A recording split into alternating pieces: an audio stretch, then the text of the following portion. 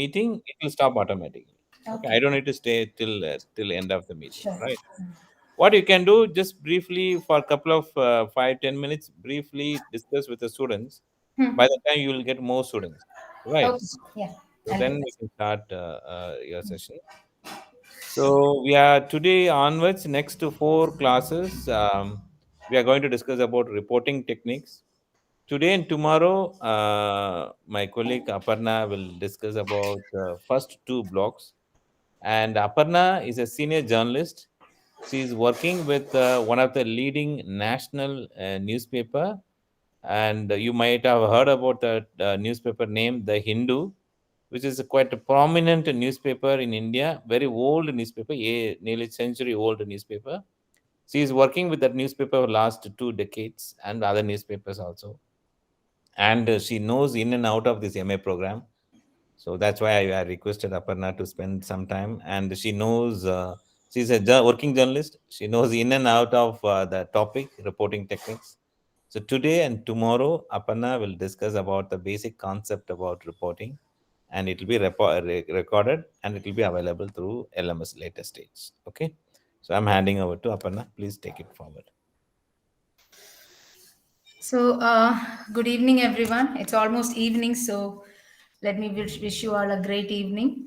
I suppose the time zone might be a little here and there in your countries. So, when I was told about this particular program, I was very excited because frankly, I don't know your backgrounds, but I would presume that you all are working or you are in the profession already and looking for some kind of a development in the respective fields that you are. So that is a very beautiful thing, because once you are in the profession, to get an added input or tips on how to better your skill is something that is always welcome. So, with that notion, I'd like to start on what we have termed as MJM 021, or the paper is the unit is the entire syllabus is on reporting techniques. Reporting techniques means what would a reporter do when he is on the field. I suppose you all know what a reporter is, what sub editors are, and how the production of print as well as television runs. So, not going into that, but as a reporter, what are the challenges that you face, and how can you actually skill yourself? How can you actually better yourself is something that we are going to see. Before that, I'd like a small introduction of each one of you. We have only 7 people, so maybe we can quickly get to know each other, so that I get to know which what do you say background you come from and how I should approach my paper. So starting with Mustafa Ahmed Sani, please do just take about half a second to introduce yourself, so that I get to know how to deal with the whole um, program. Mustafa Ahmed Sani, could you please come forward and introduce yourself and tell us where you're working and what is it that you look for in this program?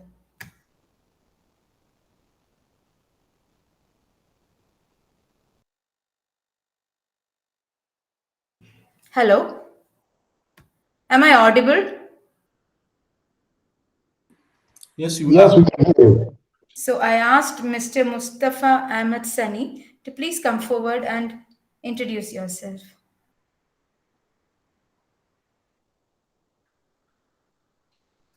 Okay, let's go to somebody else. Abdullah Abubakar Umar. Could you please come forward and introduce yourself, where you're working, and what is it that you're looking for in this particular, um, the course that you've taken up? Hello, good day, everyone. Good evening. Okay, here is still morning. That's why I decided to say good day. Hmm. All right, like you've seen, my name is Abdullahi Abubakar Umar. I am Okay. from Nigeria. Uh-huh. I particularly reside in one of the states, that is Jigawa State. I Mm-hmm. work with daily trust newspapers, one of the leading newspaper here in Nigeria, or to be specific, in the northern Nigeria. Mm. So in this course, I hope to get all the techniques that are there in the field of journalism, because actually my first degree is not on journalism at all. I read English during my What first was your degree. first degree in? What was your first degree in? My first degree was is English language. Okay. Okay. So I So want that's to, about you. Yeah. yeah, Thank you so much. What thank you. about Abdi Razak Khair?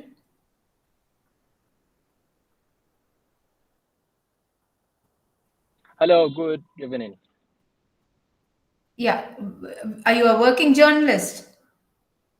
Not now, but before 4 years, I was a multimedia journalist.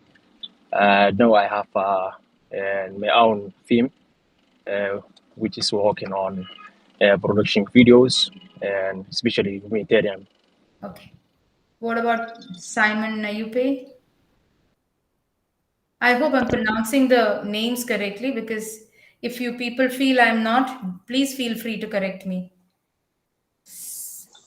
Yeah. Surprisingly, you pronounced my name very correctly. Thank you so Yeah. much. Yeah, you can tell So me your introduction. yeah, I am not from journalism background. I am a medical laboratory technologist, biochemist to this specific. Okay. Yeah.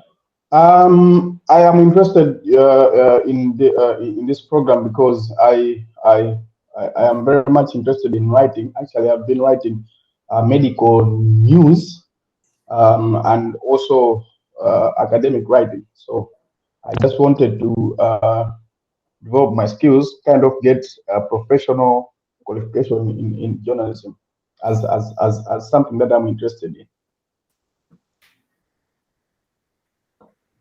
Okay, okay, that's very nice. So you are not from the journalism field, but still you would like to improve yourself. Emmanuel, Mr. Emmanuel,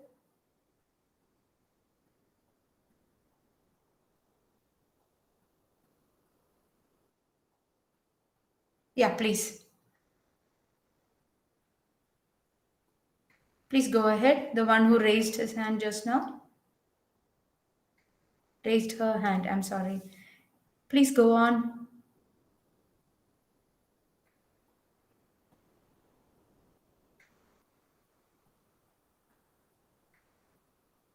Somebody raised their hand. I would like to that person to speak. Yeah, it is. Please do tell me the right way to pronounce your names, otherwise I might make a mistake. It's Tionge. That's Kalua. Tiwonge. Okay, Tionge. Could you introduce yourself, please? Are you a working journalist?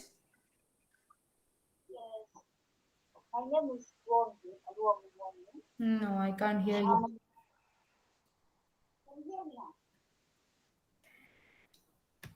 Okay, let's not waste much time. I just want to know how many of you are working journalists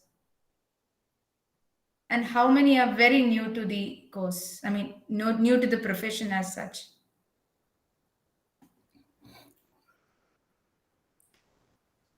Hello. I don't know if I can talk. Why? Why? Why not? Please tell me. Are you a Okay. working journalist? Yes, Okay. but I'm not a reporter. I am rather an editor of an online newspaper. Oh, But you are basically, I'm an you are on academic. the editorial side, huh? Exactly, I am. Okay. Yeah. Okay. And what about the, if I may ask you all, about how, I mean, people with more than 5 years experience, then, I need to just water down what I'm teaching, like in the sense what I'm going to, because you would be knowing most of the concepts. It's a very basic unit of journalism, that is Okay. reporting techniques, and of that we are going to consider the block one this time, and the block one is about news concepts. Why I'm interested in knowing your background is, if you are already in the field and if you are, if you're a practicing journalist, these things might seem very, very, beaten for you. Yeah. But if it is not so, then I need to specifically go deep into each and every aspect, which might be boring for a very experienced hand. That is exactly why I want to know the backgrounds you come from. Like, Okay. Well, in my case, I studied BA, Bachelor of Education with English as a teaching subject. okay, okay, okay. So during my undergrad days, I did some courses on media, yeah, which touched on journalism, but generally media in general. I Okay. particularly study film to Oh, even okay. teach That's it. very nice. Yeah, That's very, very nice. yeah. I just So want to know one more thing also. How many okay. of you are working in the English media section? There might be vernacular media. Even in the part where I live in India, we have a strong vernacular media or regional language media as well as the English media. So there's a balance of both. How is it that in your respective countries, is it both balanced, or are there very less English media and more of regional media? Well, maybe talking about Nigeria, English is a national language, but for me, coming from the northern part, Hausa is also another strong language in the region. So we have media in both languages, English and local language Hausa, Okay. almost like it is in India. Since I studied in Punjab, I know you have English and Punjabi uh, Wow. newspaper and television stations and so on and so forth. Yeah. Can someone else also answer, please? I think he's the only one being, he's the only one. Responding to your question, yeah. No, no, Yeah. no, no. I'm perfectly fine with you answering, because anybody Okay. can chip in. I'm fine. But They've then I been would like raising to their learn about. hands. Yes, Yeah, sir. we can. They have been raising their hands, but I think they can just Yeah, I contribute. have allowed that also. I think Jongi, she raised her hand, but then she did not speak. I'd like her to speak. Can I speak, please? Yeah. Okay. So, Right. My name is Emmanuel. yeah. Yes, Emmanuel. Yeah, from Ghana, specifically Accra. Yeah. Thanks so much for today. Um, Personally, I am not in the media field. I am working with the security agency of my country, and I have a passion for media. Mm-hmm. And I thought when I saw the opportunity to for this course, I thought it wise to be part of it and to not only broaden or sharpen up my skills, but also to maybe in the near future divert into the media field. So it's a great opportunity. In my country, Ghana, there is a blend of language. There's the English, there's the Tree, which is a dominant language, and there are other languages like the Ga and the Hausa, and so it cuts across in Ghana here. Yeah, thank you. Okay, that's nice. That's very nice. So, if anybody else wants to introduce themselves or speak, they can do it now. Otherwise, I'll start Can with I speak? mine. Hello? Like, please, please do. I really want people to come forward and Hello? tell me about themselves. Please carry on, Mustafa. Okay, good day everyone. Good evening. My name is Mustafa Ahmed Sani from Kano State, Nigeria. I did my first degree in mass communication in Uganda, Hmm. and currently I'm working with Kano State Radio Corporation. Let me quickly just on my camera for you to see, because currently I am having a morning shift, just for you to see the studio where I'm working. Show us, please. Wow. Okay, can you be Wow, able to that's see it? really nice. Yes, yes, indeed. Yeah. That's So very this is nice. this is on air studio. There is other studio over there, which is a production studio. So Oh, currently I'm having a morning shift. That's why I'm here. In the next an hour, another person would come and take over from me. that's very nice. And we are getting to see such things from across the world. Nothing can be better. Yeah, What yeah. about the others? So Anyone else? Yeah. okay, I know little regarding reporting techniques because I base in programs department.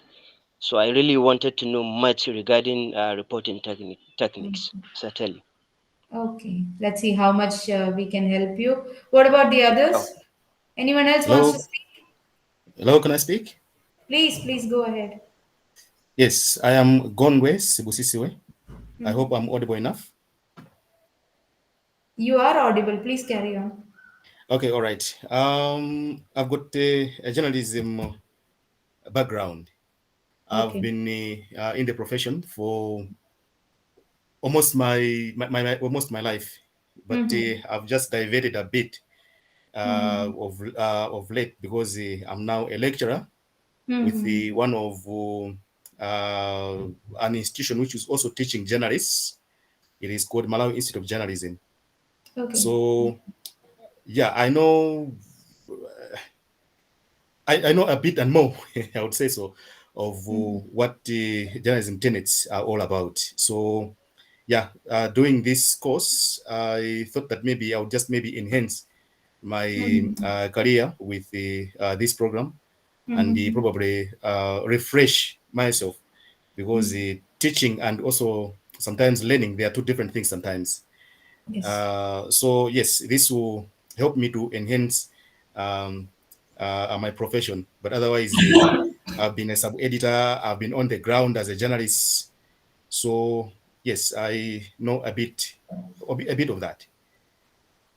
Good. Thank you. So, anyone else? Otherwise, I can start.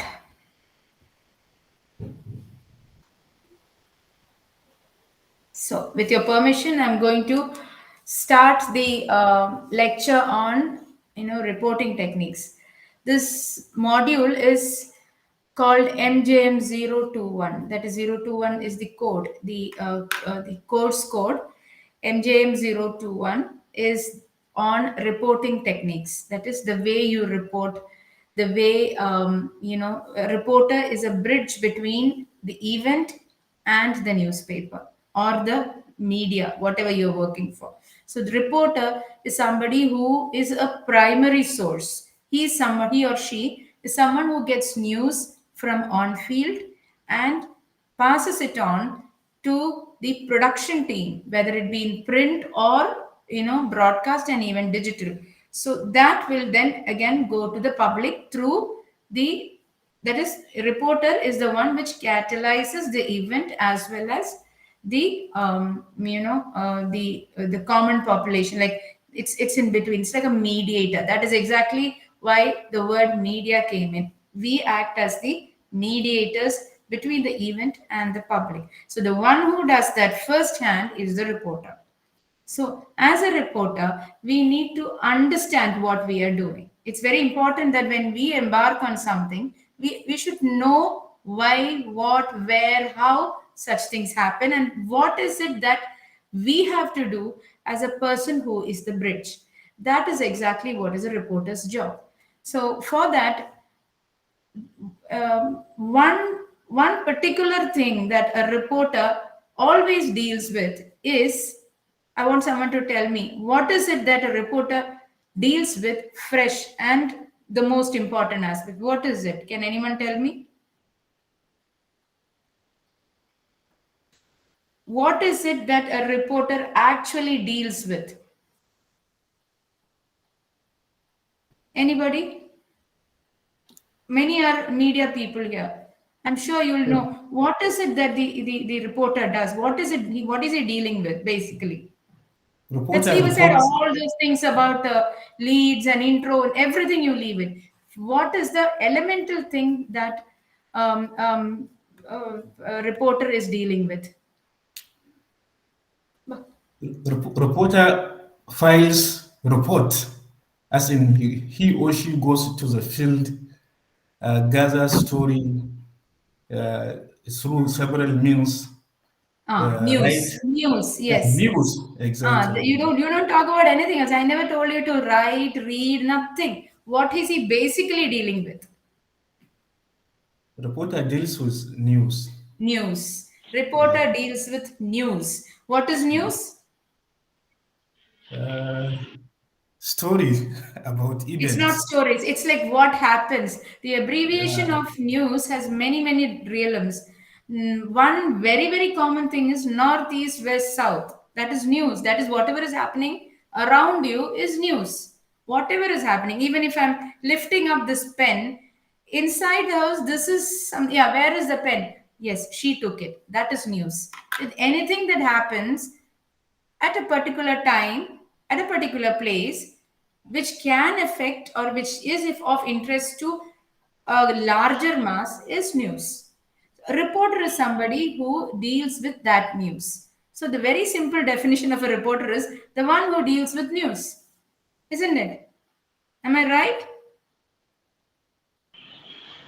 You Yeah, are, sure. ma.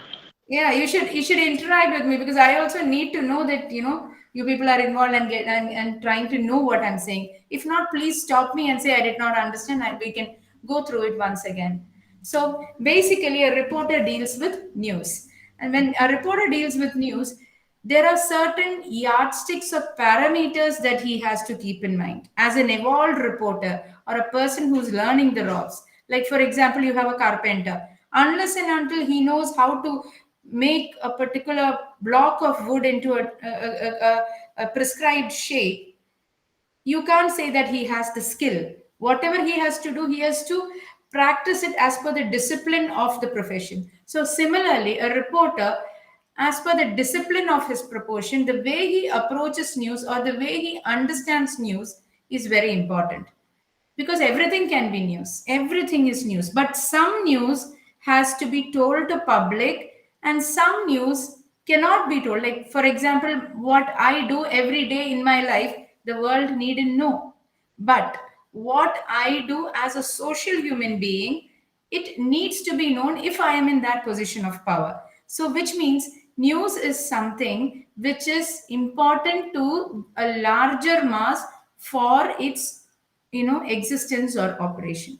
So that is actually news. So there are certain aspects which a reporter has to keep in mind when selecting news. That is exactly why he or she should have a very important aspect, and that is a nose for news. A reporter should have a nose for news. What is nose? What does nose do?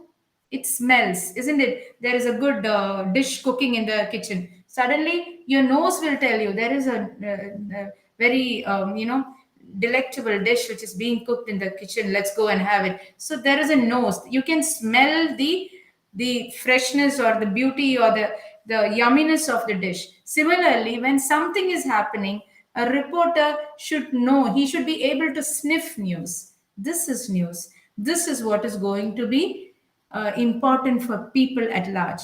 Two people are sitting and standing on the road and fighting. So, will that make news?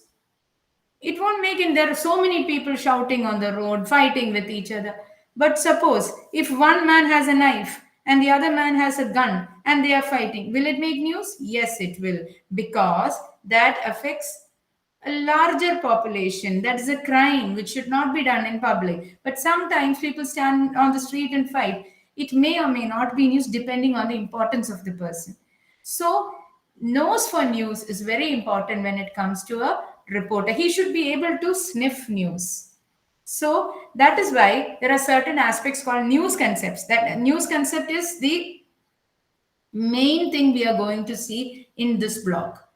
This particular block, MJM021, I think it has 4 blocks. The first block is on news concepts. We'll be dealing with the second block tomorrow. This first block is news concepts, everything about news. What is news? How do we understand news? How do we approach news? And after bringing news, what are the stages it passes through? These things we are going to see today. So, there are many aspects. As I told you, news is also relative. It can be different for different people. For our friend Emmanuel, news can be something like, say, a big gala event is happening, a food festival is happening. Suppose if he's interested in food, a food festival is happening, and the best dishes from the tribal traditional land is being showcased. That is news for him. But for Simon, maybe music might be, say, some great pop musician is coming to sing in your hometown. That is news for him because he's interested in that. The other person, it was food. For a third person, it would be politics. So, news is something which interests a person individually. What is news for me may not be news for you. So, in the journalism field, we have certain parameters which with which we have to approach news so that the larger public will be made aware of what is going on. Do you want to say something? Then I can, allow. Otherwise, I would request you to ask me questions in the last. If the questions are very, very short, then maybe we can have. Mustafa, who raised their hand? Mustafa raised his hand. Is there anything you want to say, Mustafa? No, no, no, no. What I don't about have anything to say, Nakuna. what about Zionge?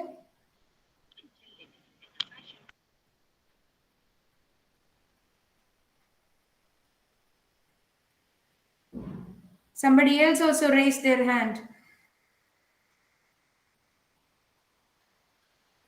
Okay, I'm continuing. So, what is news is something which is very, very relative. But what is, what do you say? News in a particular context, in a particular country, for a particular population may have commonalities. And that commonality is what we will understand as news so that a journalist can act as a bridge between the society and the event. If you don't understand what I'm saying, please feel free to stop me and ask me again. Okay? Am I clear till now? Yes, yes. Okay, so we are going to deal with some concepts and definition of news. If you have all have got your units, that is the study material, you would have you can go through that MJM 021 block 1. All these things are in there. I'm not going through them, step by step, but I am going to summarize the whole thing for you based on experiences as well. So the first and foremost thing which we want to know is definition of news. What is news?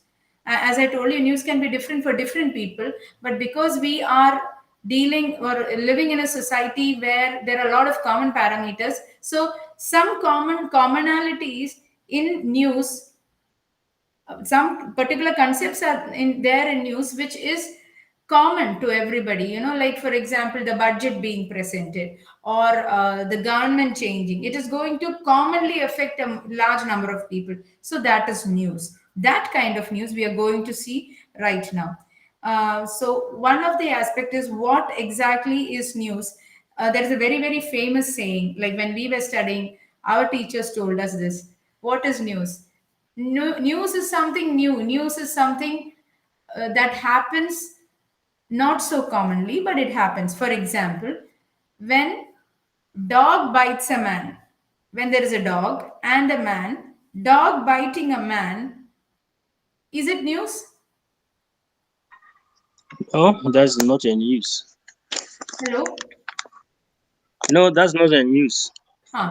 That is a very common thing. Common in the sense it's not something to be surprised of because they will get dog bites. Suppose if it is the other way around, a man bites a dog. Do you think it is news?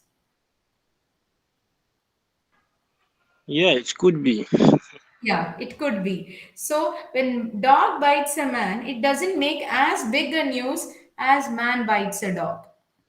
So do you understand the comparison? See, I'm not saying that dog bites a man is not news. It is news.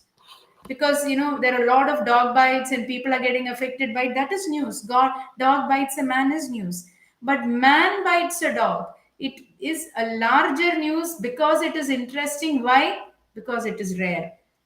You don't come across that scenario often where a man goes behind and bites a dog. So news is something which is new or rare. That is also one characteristic of news. Any doubts so far?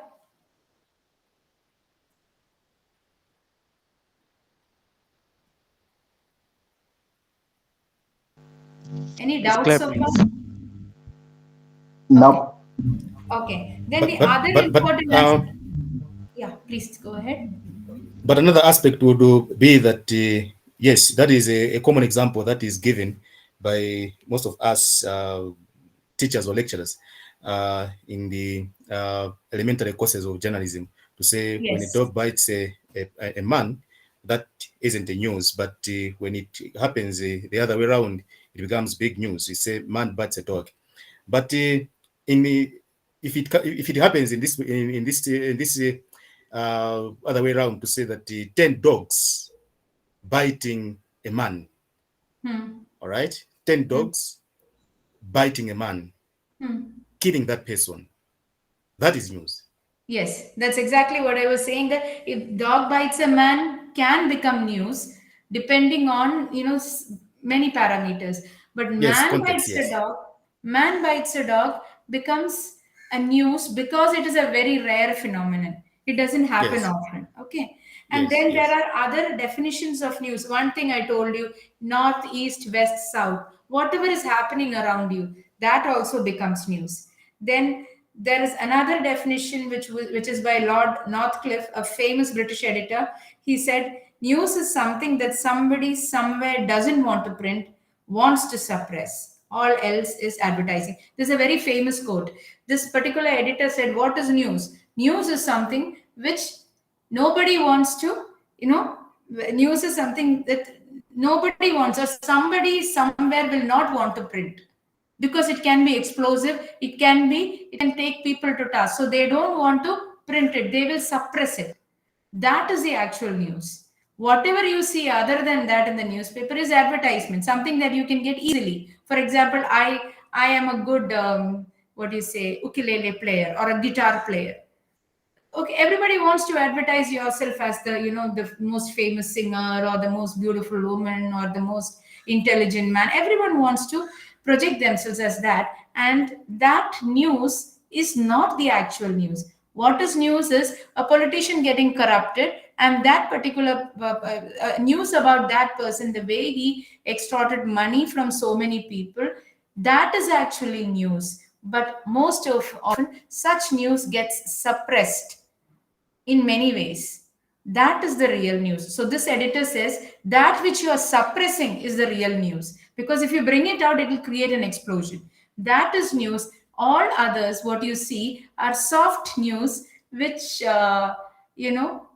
he calls it advertisement. So that is another aspect of news. Then news is what affects the reader directly. For example, every day you take the newspaper, you can find a list of places where the electricity will be off from 9 o'clock to 9 a.m. to 5 p.m. Somewhere water supply will be stopped from 9 a.m. to 12 p.m. This is something which affects people very, very directly. That is also news.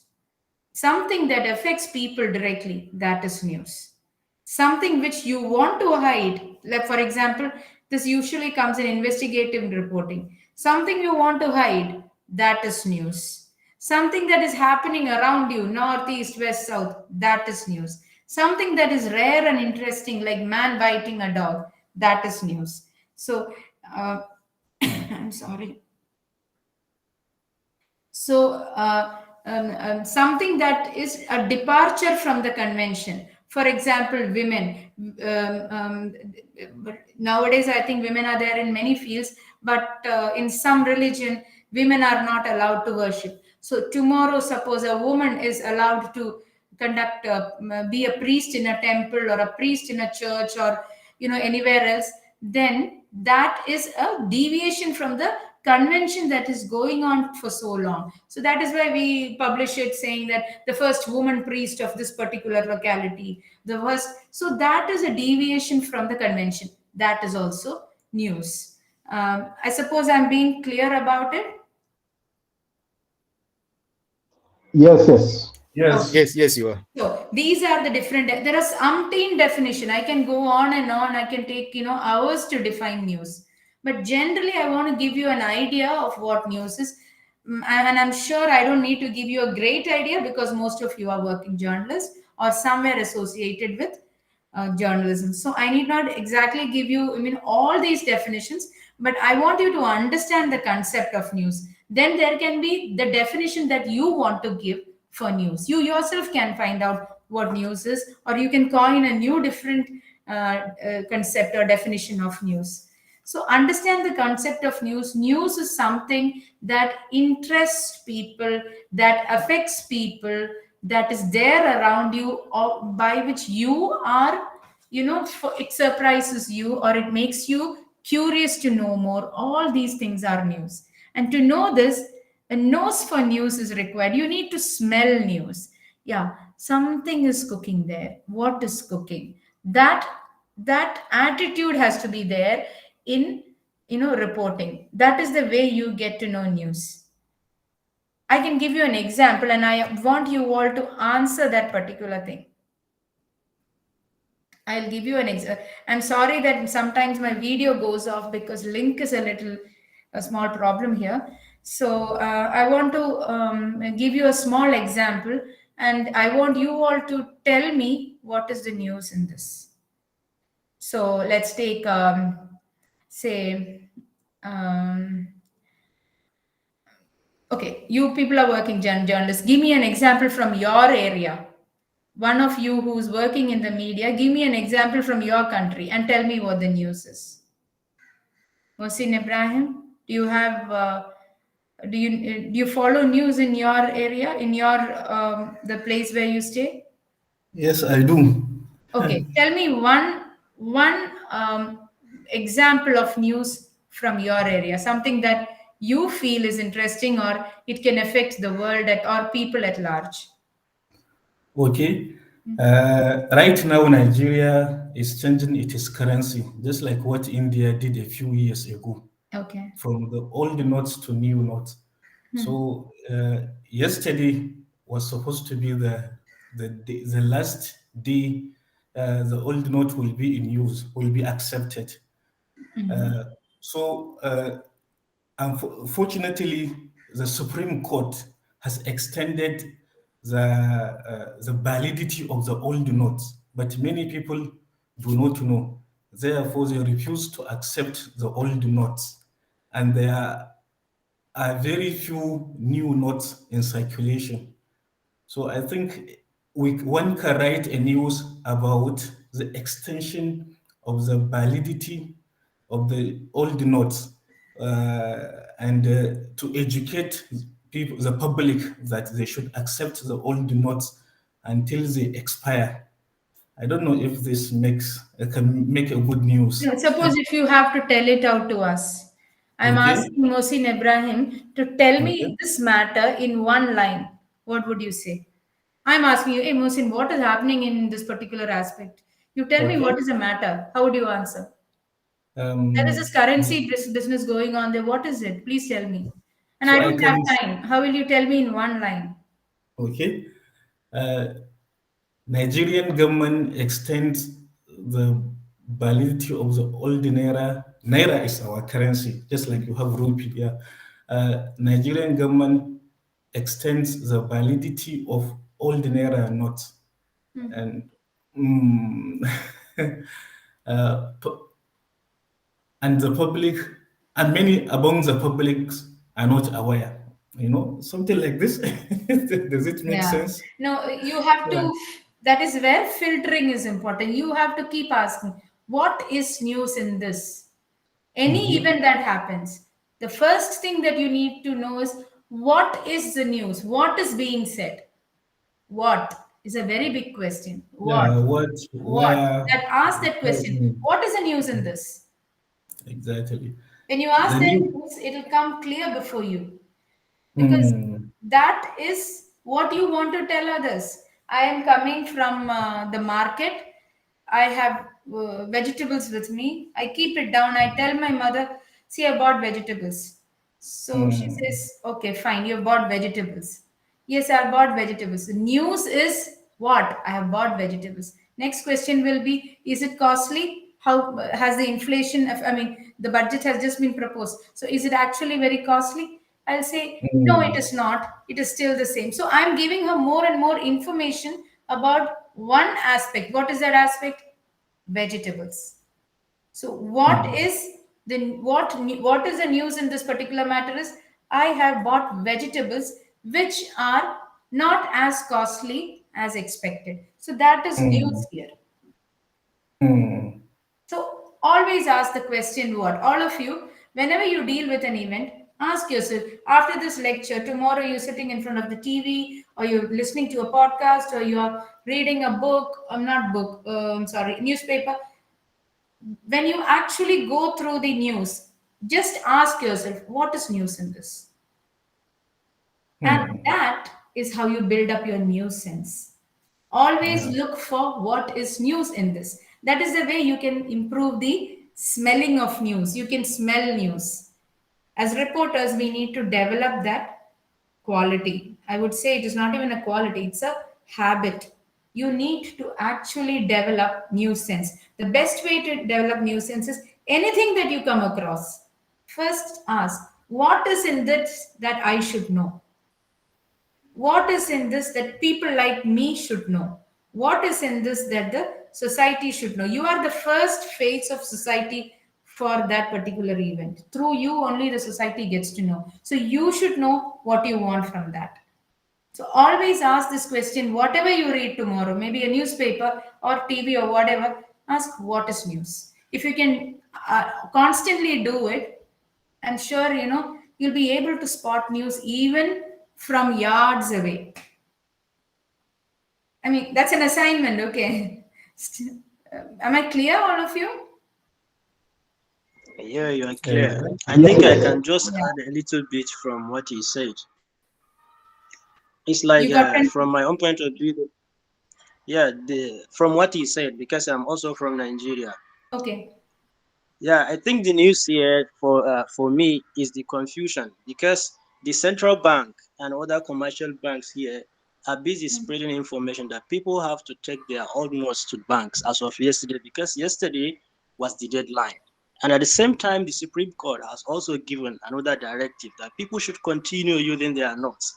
So this is the confusion. So now people are confused. Are they going to follow the CBN directives, or they are going to follow the Supreme Court directives? I think to me that is the news. Yes, exactly. So what is the news? The news is that the currency has gone through a particular problem is news, of course. Then the other part is Supreme Court has given some other direction. That is also news. But what is news for the common population? He is very clearly thinking in terms of the common population as a true reporter. The common population is confused as to what to do. So that is news. Common population is confused with the tug of war going between the currency issue as well as the Supreme Court directive on it. That is news. That is news, is how people are affected. You are standing in for the public. So at the outset, you may think that the currency going through a particular phase is news. Supreme Court saying something else is news. Both are news, but the greater important news is what? People are getting confused by it. So that is actually the news on which both these aspects will come in. These both are crutches. The main aspect is people are getting confused. So you are actually finding the relationship between two news and the way it is affecting people, which is the greater news. Did you understand? Yes. Any doubt, please stop me and ask me. We can go through it again. So that is news. I would request you to go through your study material for more definitions of news. As I said, we can go on talking till night 10 o'clock over what can be news, because there are so many definitions of news. So next time TV or even listen to a person, your friend is coming, you're listening to that friend, you ask yourself, what is it in what he says should I know? What is it that interests me? Ask yourself that question. That is news. This is very simple actually, but it's not so simple also, because as he said, the currency going through a particular phase is news. Supreme Court directive is also news, but the real news is how it is affecting people. So there you will have to comprehend in terms of the people who are getting affected by it. So news has different layers, and you need to select that layer of news which is of maximum impact, which is of greater impact. That filtering is what a reporter should do. That is the reporter's job, basically. What is it that is so important that the other person should know? Keep asking yourself this question the moment you read or listen to anyone. So, this is one aspect of news. Now, you have collected the news.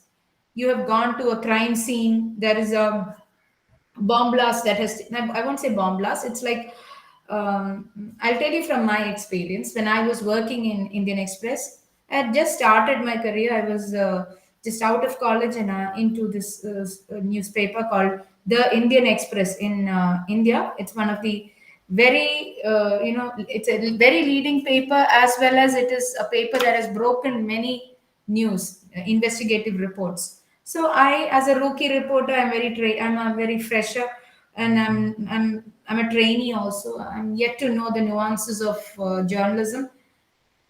So I'm asked to cover a function. I'm not a function, an event, which is near the army base. There was a scrap dealer's shop, and in that scrap dealer's shop, the army, what it does, the army base sends the used shells. They use shells for practicing and all. Used shells.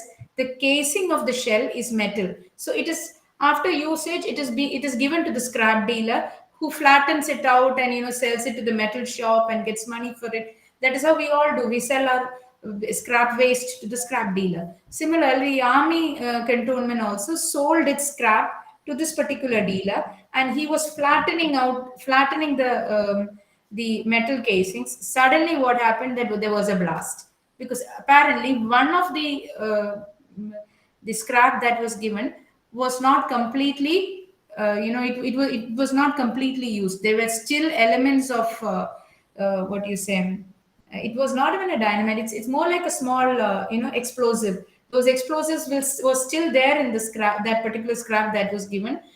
And when he was beating the scrap to make a plate, it burst and he was thrown to the next side of the building. He died in the blast, and it was called a bomb blast. When we got it in our office, they said bomb blast in this particular area of Chennai. Please rush. I was assigned to go there. When I found everything loitered around, there is blood everywhere. This man's body was hanging right in the opposite side on a building, and here you had the scrap dealer's shop almost completely gutted down. So this was the crime scene. Now, in the crime scene, when you actually go, what is it that I should look for to make news is something which is what makes me a reporter. So I have to ask, what happened? What happened is the first question. The first question, even before I told you, ask the question, what happened? Yeah, a blast took place, and in which a person was killed, and so these things happened. Next is, where did it happen? Which place did it happen? It happened in this particular outskirts of Chennai, which is close to this army officers training academy. That is where it happened. How did it happen? How did that happen? It happened because the casing was given and there were still explosives there. The person, I mean, the army also was careless enough to handle it, as well as the person also could not identify the leftover explosives. It happened. It was an accident. How did it happen? When did it happen? What time did it happen? Did it happen? Did it take place in the morning or in the evening or at night? What is the time that it took place? And why did it happen? Why? What was the reason that this particular blast took place? And 5 W's and 1 H. Who did it happen to? Who were all involved in this? The scrap dealer was involved. Thankfully, his son used to loiter around there, but that day his son was not there. So his son was saved, but he passed away. So 5 W's we have learned. What is it? What, when, where, why, who. And 1 H, that is how. These 6 aspects can give you an idea, all around idea of news. What is news is the main crux. Why, when did it happen? Where did it happen? The place. Why did it happen? The reason. Who all were involved? The next thing. And how did it happen? Why did it happen is a very important part, but that can come later also. The most important thing is what, when, where, who, and how. Why is the explanatory part. That is what you would explain in your story. But the news is this. That is very famously called 5 W's and 1 H. Have you heard of this? Yes. Yes. Yes, of course. This is just revision for you. 5 W's and 1 H is what makes your news right. You have to know about what you're writing. So the elemental aspect of news writing has to deal with these 6 parameters. 5 W's and 1 H. That is the main thing which you have to look for. Then there are several parameters that you have to look for when you understand news. One is this particular incident. Let's take this particular incident itself.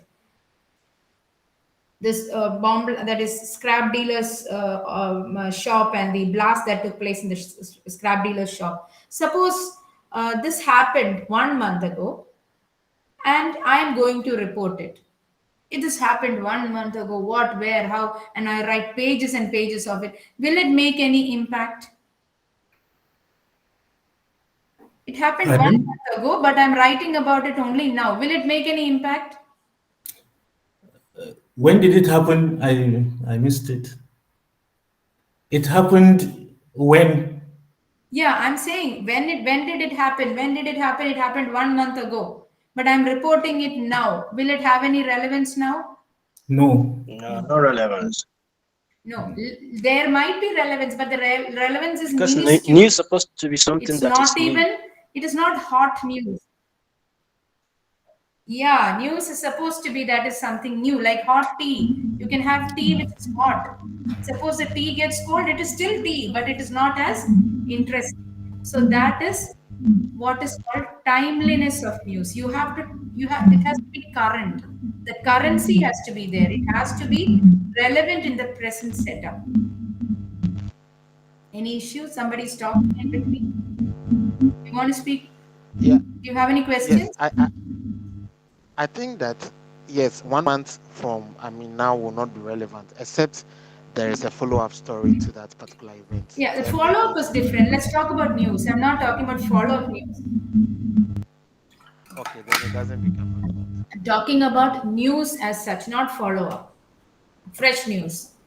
They say now fresh cross buns, fresh news. Fresh news, timeliness is so important when it comes to fresh news. If the gruel is cold, if the tea is cold, it is not as interesting as it is when it's hot. So timeliness is one thing. Then second is proximity. Proximity is a very beautiful concept in news, understanding news. You people are sitting in Nigeria and I'm sitting here in India. Now, something is happening in Nigeria as you people are attending this class. Let's say some big event is happening in Nigeria, just in Nigeria, nowhere else. Do you think I will be interested in it? No, it doesn't No, have any impact on you. no. Or something great is happening in India. Would you be interested in it? I doubt. Yeah. So, which means proximity of the event happening is a very big factor of news. That is, where is it happening? It's happening near me. It has maximum relevance. There is a roadblock in my near my house leading on the way leading to my office. Will that be news for me? There is a roadblock. There is a traffic jam in the road which I usually take to office. So will that be news for me? Of course, it Yes. should be. Yes, it should be. But will it be news for you? No. No. Not at all. Not at all. Why should you be bothered about a small roadblock in this corner of the world? You won't be. So, proximity of news is very important. Where is it happening is the most important thing when it comes to understanding news. So, timeliness and proximity. See, these are the parameters which you can use to filter news. Then, third thing is uh, uh, prominence. Prominence is suppose there are many. I'll give you an example. prominence of, say, news. You all know that we go through health issues. So suppose if I have a knee problem, I go to a doctor. Doctor says, see, you have a knee problem. I'll have to do a small surgery on your knee for knee replacement. So you do come on this particular day, we'll do all the tests, and next day you'll go into surgery. Will it make news in any way, except to the people in my house? Is it something so important that the whole world or the whole public or even my country should know about it? No, No. maybe unless you're a public figure. If On you're a the other public hand, figure, maybe. let's take it like this. Let's take it like this. The Pope, the person who's ordained the Pope, the Catholic, in the order, the Roman Catholic order, the head of the Roman Catholic order. Suppose he has a knee replacement surgery. He went to the doctor and he said, see, I tripped and fell, and the doctor says, no, you have a knee problem. We are going to get you operated on this particular day. You come and let's get you operated. Will this make news? Yes, straight Yes. news. Why? Because he's a public figure, is very prominent. Yes. So, which means the prominence of the person is also something that has to be taken into account when you look at news. So, there are three parameters. One is timeliness, one is prominence, one is proximity. These three, again, there are more. As I told you, news is a very, very vast subject, debatable subject, and you can go on and on about that. I'm quickly telling you all these things. Then dimension of news is something like I'm telling it through examples so that you'll be able to understand better. Emmanuel, you want to say something? Yes, I wanted to find out where this scenario, I mean, whether it falls under proximity or prominence. So, with the recent happenings, please, can you hear me? No, I can't. That's why. Please be loud. Yes, I wanted to find out if this scenario I'm about to give will fall under prominence or proximity. You want to give me what? I didn't get you. Yeah, can you hear me? No, it's not very clear. Your voice is breaking a little bit. Could you chat? I'll read it on chat. Please Sure. type your question. Yeah. Sure. Okay. So while he types, I'll go on to the next topic, which is dimension. Now, again, I'll tell you through examples because things get, easily understood when you give examples. So I'm giving you examples from everyday news. Sorry. Suppose there is a road accident near my house or near your house. There's a road accident, and two vehicles collided, and there was a dent in some sort of damage happened to the vehicles, as well as one person who was driving was injured. The other person passed away in that particular collision. So one person injured, one person passed away in a collision between two vehicles. This is one accident. Now there is another accident in which a flight come. A flight is what happened, Emmanuel? There's a problem. Is there a problem? Okay. Okay. Anyway, so in another case, there is a flight that is trying to touch base at a runway, and as it is trying to touch base, it goes up in flames, and quite a number of people lose their lives. A lot of people are seriously injured, and the plane itself is almost gone. Of these two things, which one do you think will be a greater news? The flight, the plane. Why? Well, comparatively, if you compare with two cars and the plane, you look at the magnitude of the impact, and you're talking about number of casualties in a plane. If you have an accident, you're more likely to have more casualties in a plane. Yes. Yeah. The incident of the plane, there were more number of people injured, there was loss of lives, loss of property. All these things were much more than what happened in the first accident where there was a collision. That is also important for people who go through it. Everything is important. I'm just talking in terms of the reporter who has to report. But I mean, trust me, a person who gets into any kind of accident, for that person that accident is supreme. But I'm talking in terms of a common man. When you look at it from that way, here you have had only one loss of life and one small injury, and nothing major happened to property. On the other hand, there loss of many lives, lot of people were grievously injured, and the plane was completely shattered. So which means the magnitude of that event is much more than this event. The dimension is more there, and as compared to the small accident on a road. So that is also what makes news. Like the other thing is also news, but which is a bigger news, that is this flight going up in flames. There might be errors of the officials also. That makes for another story. So this dimension is more.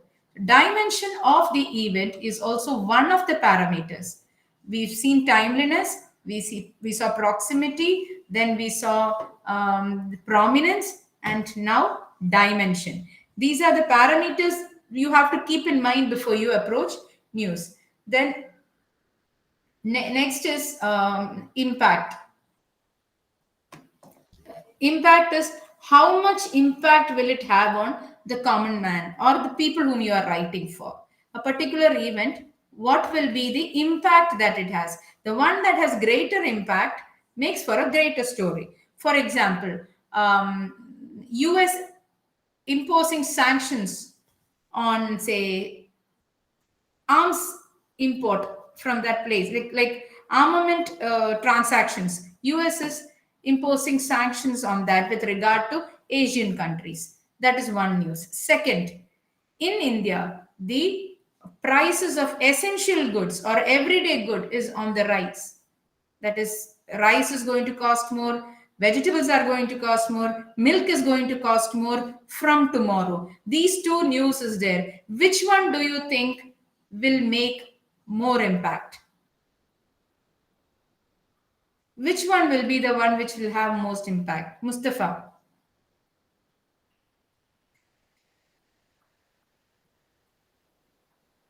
Mustafa, which one will make more impact? Sorry, what and what? What? I didn't get the example you gave. You were not listening, maybe. It doesn't matter. Anybody else? Yes, can I come in?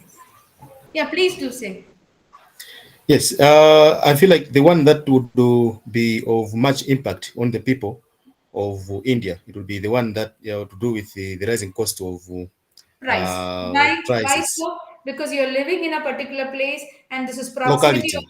Yeah, proximity comes into play. More than proximity, what comes into play is impact, because it's going to affect your everyday life. You're going to experience the impact of price rise every day. On the other hand, US imposing sanctions on armaments, it is also, maybe it'll impact, but this impact is sudden. This impact you will be able to feel from that particular day onwards. So the impact is also one aspect of news. So timeliness, prominence, proximity, dimension, impact. Then what will make news? In human interest. Sometimes there is like there are so many stories that come in media saying this person scored so much money, so much marks in a particular examination. He cleared the top examination of, if happenings in Turkey, if my family member, I'll have an interest in the events, though I am in Ghana because it affects me. Where will this go? With the recent, so our friend has asked us about proximity or prominence. With the recent happenings in Turkey, if my family member is stuck in the rubbles, that is the earthquake in Turkey, I'll have an interest in the events or news, though I am in Ghana because it affects me. Where will this fall? Proximity or prominence? It won't fall in prominence for sure, because your family is important for you, but prominence as a public figure won't be there. Proximity also won't be there. Here, what plays is impact. Impact, that is, you are impacted by, because your relative is stuck in the rubble. So it is, even though it is happening in Turkey, you will be impacted because your kith and kin are there inside. It is more about impact. It is less about proximity or prominence. Proximity or prominence is, as I told you, prominence is mostly about, if it is a public figure, like I said, the Prime Minister of India going for a surgery and a small person like me going for surgery, it's two different things. That is prominence. Proximity, of course, if something is happening just across my street, I will be more concerned about it and what is happening in Turkey. Of course, I will empathize with them, but then it won't affect me so much unless and until I have a family member there. Then it will affect me, and that is because of the impact of news. It has nothing to do with proximity or prominence. Is it okay? Emmanuel? Okay, we have a Ghana national football team player stuck in the rubbles. Ghanaians are concerned and keenly following such an effect. Will this fall under prominence or proximity? You tell me.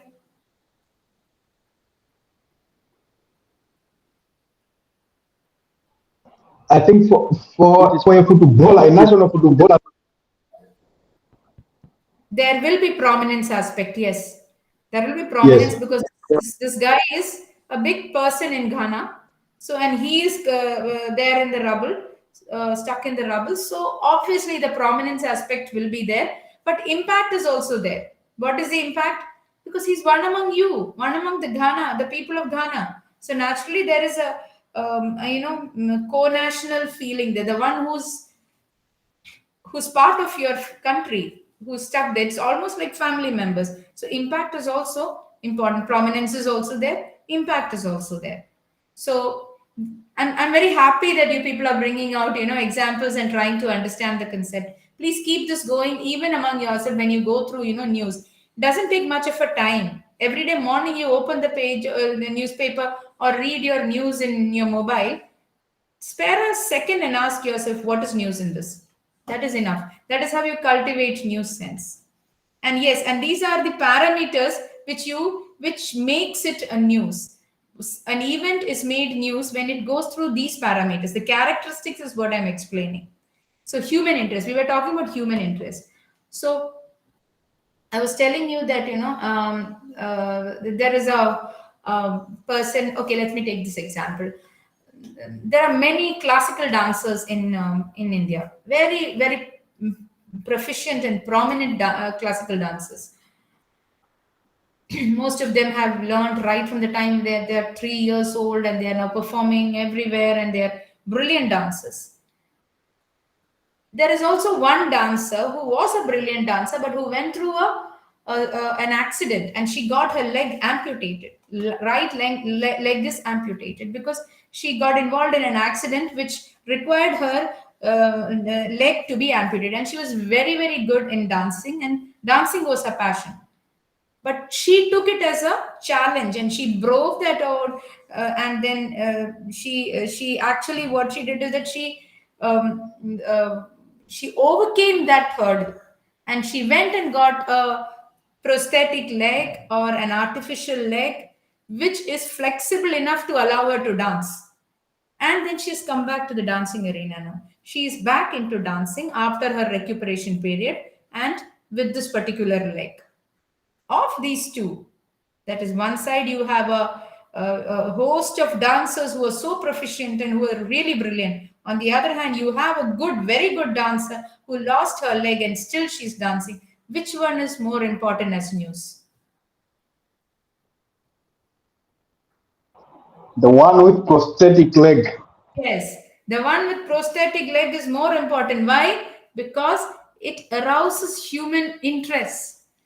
Wow, she's dancing so well with a prosthetic leg. That interest. So human interest, if you can kindle human interest in the reader, the basic characteristic of humans is to be interested in something new and exciting. That aspect will make news.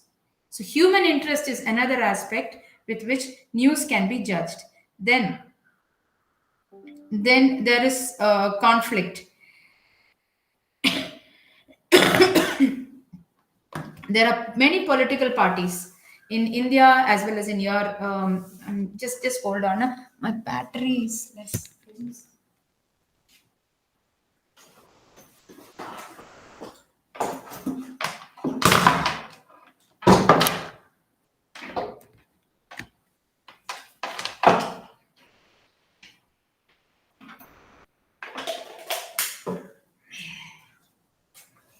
Sorry, my laptop was running out of charge. Okay, now we were talking about conflict. Let's not take political parties. Let's take the world at large. Why is it that there are reporters in places where there is tension? For example, Iraq, you had a lot of reporters. Then you had in Afghanistan, you had. Then all the places where there was some sort of conflict. Now, Iran, there are a lot of reporters. You know, even in New York and all, there are reporters. But we hear we hear reports from these areas more. Why is it so? Can anyone tell me why?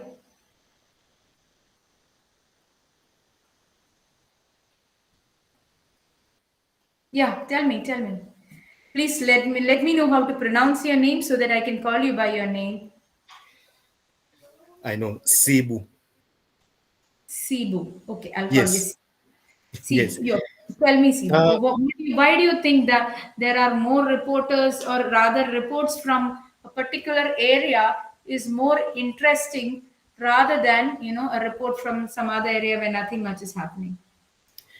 Conflict. In this Conflict. case, war. Yes. War makes news. Yes. War would Conflict. make a lot of, yes, it would make Conflict.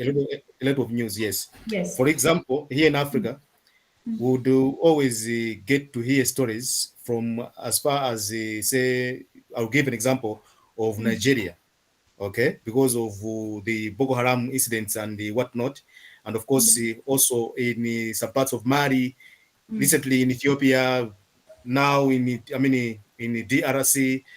That's in African context. We hear a lot of stories from such areas because of the conflict aspect, which is war. So war will always make a lot of news because sometimes there would be people dying there due to war. So this makes a lot of news. Conflict. Yes. Conflict makes for an interesting read. Statistic, yes, but then conflict does make for an interest. Yeah, I'm Khalifa. Please tell me. Yeah, please tell me. Please tell me. Go ahead, Mr. Khalifa.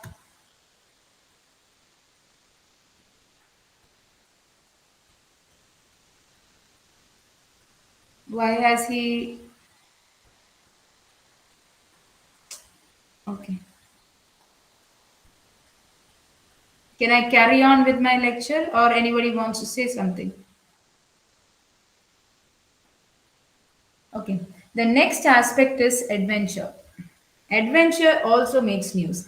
Uh, woman biker from Kerala alone on a bike till Himalayas makes for news. Why? Because she's going to travel all the length and breadth of the country on a motorbike. When women traditionally women have not yet so greatly ventured into adventure. Of course, now they are, but this particular lady doing it has won many wows from people. People say, oh, wow, she's going from here till there. That is news because adventurous news. Or a 90-year-old woman climbing the Everest. 90-year-old, when most people don't even want to get out of their house. She is climbing the Everest. Why do you think that is important? Because adventure makes for good news or interesting news. Because it arouses human interest. It can also be human interest because it arouses human interest. So adventure makes for news.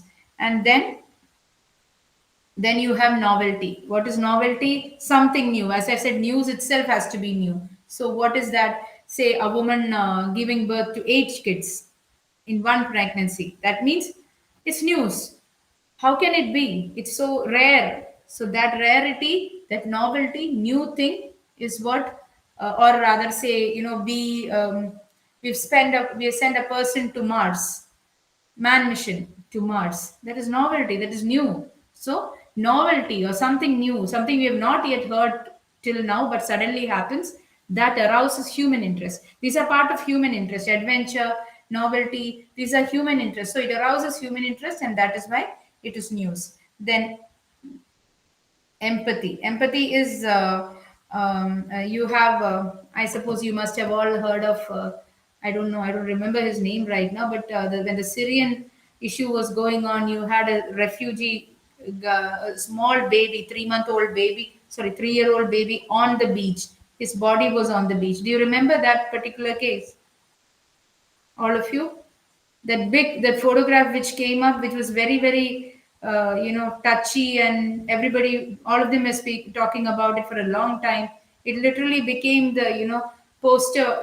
That particular boy on the beach dead became the poster boy of what do you say, the refugee crisis, if you see. So that particular event touched a lot of nerves. What, poor 3 month or 3 year old baby, what will he know about conflicts? He doesn't know anything about conflicts, but he got caught into this issue of the refugees, and as his family was fleeing, he could not he I mean what I heard is that he got drowned and his body was washed ashore. But whatever it is a refugee crisis that was going on, and the victim was a 3-year-old child. What does it arouse? It arouses our empathy, our sympathy, our feeling for the emotions. Something that creates that empathy and emotions also makes news.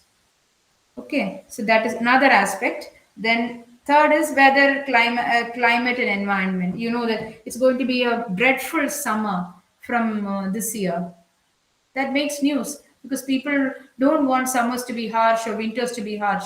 And the weather department says, take beware, it's going to be a dreadful summer and it's going to be a winter, what wave of winter from in this winter. If you say, if you bring up out an article or a news story based on that, people will read it. Why? Because we want to know about how our climate is, how our environment is, how we are going to adjust, what precautions we should do. All these things are important. So news is based on lot of such characteristics like timeliness, proximity, prominence, empathy, adventure, human interest, then novelty. All these things are different characters of news. Understood? Understood very well. Yes, yes.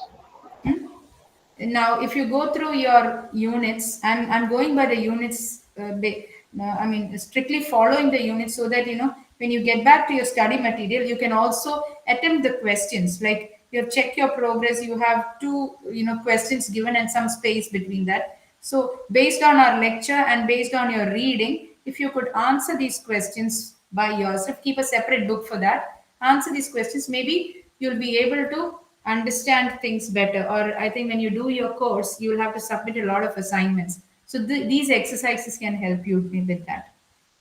Then I explained this even before. When a reporter goes and gathers all this information, and then now he has to put it into writing so that it will go to the people. How will he? What are the rules to be followed in news writing so that he will be able to best convey what he saw? I told you, reporter is a bridge between the society and the event. So reporter has to report in such a way that the people of society, when they come and stand there, they should be able to get a full picture. So he is the mirror. So the way he writes has to mirror the event in a very impartial and proper manner.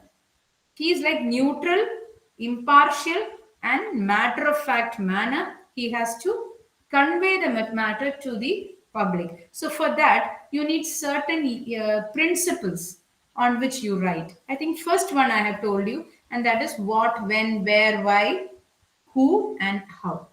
5 W's and 1 H. Any news which should touch upon these 6 things. 5 W's and 1 H. I think you all must have learned, and so I'm not going to elaborate on that. I know that most of you are aware of all these things. So I will just go to the next part. Any doubt, if you want me to explain, I can. But I'm not going very deep into 5 W's and 1 H because I feel you all know it. If not, please tell me. I'll take a little more time on that. Speak up, someone. Simon, You can just go on. go You see. can continue. What?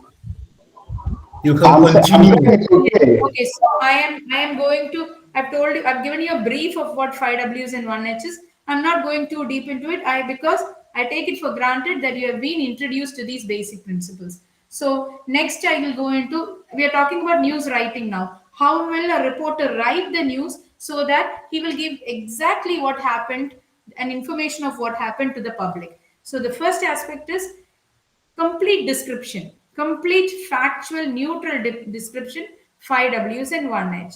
The next is how will you arrange these 5 W's and 1 H so that the person would get to know, how will he understand it. For example, suppose Simon is asking me to go and meet somebody.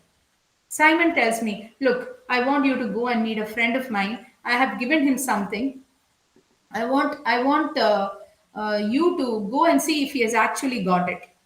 This is what your order to me is. This is what you want me to do. So I go to that particular person and I come back to you, come back to Simon. What will Simon ask me first? What will Simon ask me first? Simon. Yes, the thing that I told you that the friend got the specific thing I had sent you to get from the friend. That's what you ask. I will ask. Yes. Yeah, you will ask me if you had sent me to see if the person has actually got what you sent, right? So you'll ask Yes. me, what did he get? This will be your first question. Did he get? Isn't it? Yes. Yes. You Yes. will not ask me how was your travel? How did you reach there? Did you go by bicycle or car? Did you ride a scooter? What did you eat as you were going to meet this guy? Would you ask me such questions? No. No. No. No. No, the first question you will ask me is, so you met him, did he get what he wanted? So the most important thing is you sent me for that purpose and you're going to ask me if I got that purpose, isn't it? Yeah. Yeah. So the most important thing will come on top. The most important thing, what the people want to know, should come on top in a news writing. When you write news, the most important thing should come on top. Then what happened? That has to come on top. Every human, your reader is not interested in knowing how you went there, what happened, this and no. What happened? That thing has to come on top. So the most important aspect should come on top in a news story.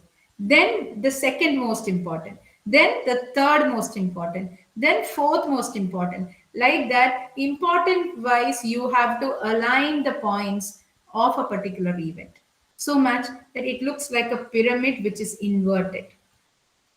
That is the ideal style of news writing till now, although nowadays a bit of changes are happening, but essentially news stories still maintain this that inverted pyramid format. That is most important on top, then the next important, then the next important, then next important, and the least important down. So that even if you cut away the last least important thing, the public will still get to know what happened.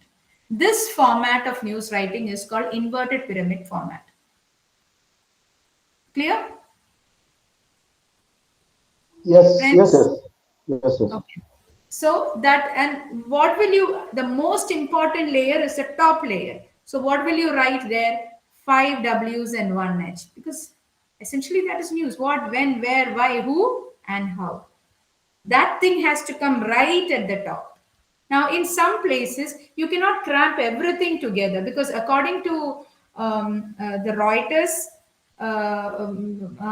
rule book for journalists, or the AP rule book also. AP is more prevalently used. That particular rule book, your lead. What is a lead? News writing means the lead. Lead means the first paragraph is the lead. How you open up. That is the most important part of the news. That lead, the body, the conclusion. These three aspects form a news report. The lead or the first paragraph of your news reports should contain 5 W's and 1 H. So that, suppose if I'm a very busy person and I pick up the newspaper or read the news on mobile, to get to know what the news is, I may not have the patience to read till the last because I just want to get the news. So if I read the lead, I should be able to understand what the news is. So the most important things has to be on top. What are the most important things? 5 W's and 1 H. After that, you can substantiate this lead with your arguments. When did exactly what time did it happen and how the thing unfolded and everything, you can in detail you can explain these 5 W's and 1 H in the later paragraphs. So the first paragraph or the lead should contain 5 W's and 1 H. Sometimes you cannot pack all 5 W's and 1 H right in the lead because ideally, as I said, the AP rule book or the Reuters style says that your lead should not be too long because people don't want to read one sentence which runs to 24, 25 lines. It has to be crisp, short, to the point.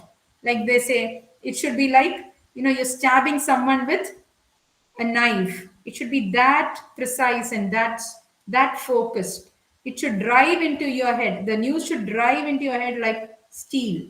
So it has to be sharp. So for that sharpness, suppose if you want to write all the 5 W's and 1 H, it may take, say, 100, 150 or more words sometimes, the lead. But an ideal lead should be between 25 to 40 words, not more than that. In fact, Reuters brings it further down, 15 to 40, they say. We give it a little more, incentive and say 25 to 40 words. Within 25 to 40 words, you should explain what happened in the lead, the most important things. So that, then what you do, then you can segregate of these 5 things, 5 W's and 1 H, which is the most important thing that the public should know. That you can pack it in the lead, and immediately second paragraph you have to deal with the other parts. That is, suppose if you're talking about just 4 W's and 1 H in the lead, this 5th W you have to immediately explain it in the second part.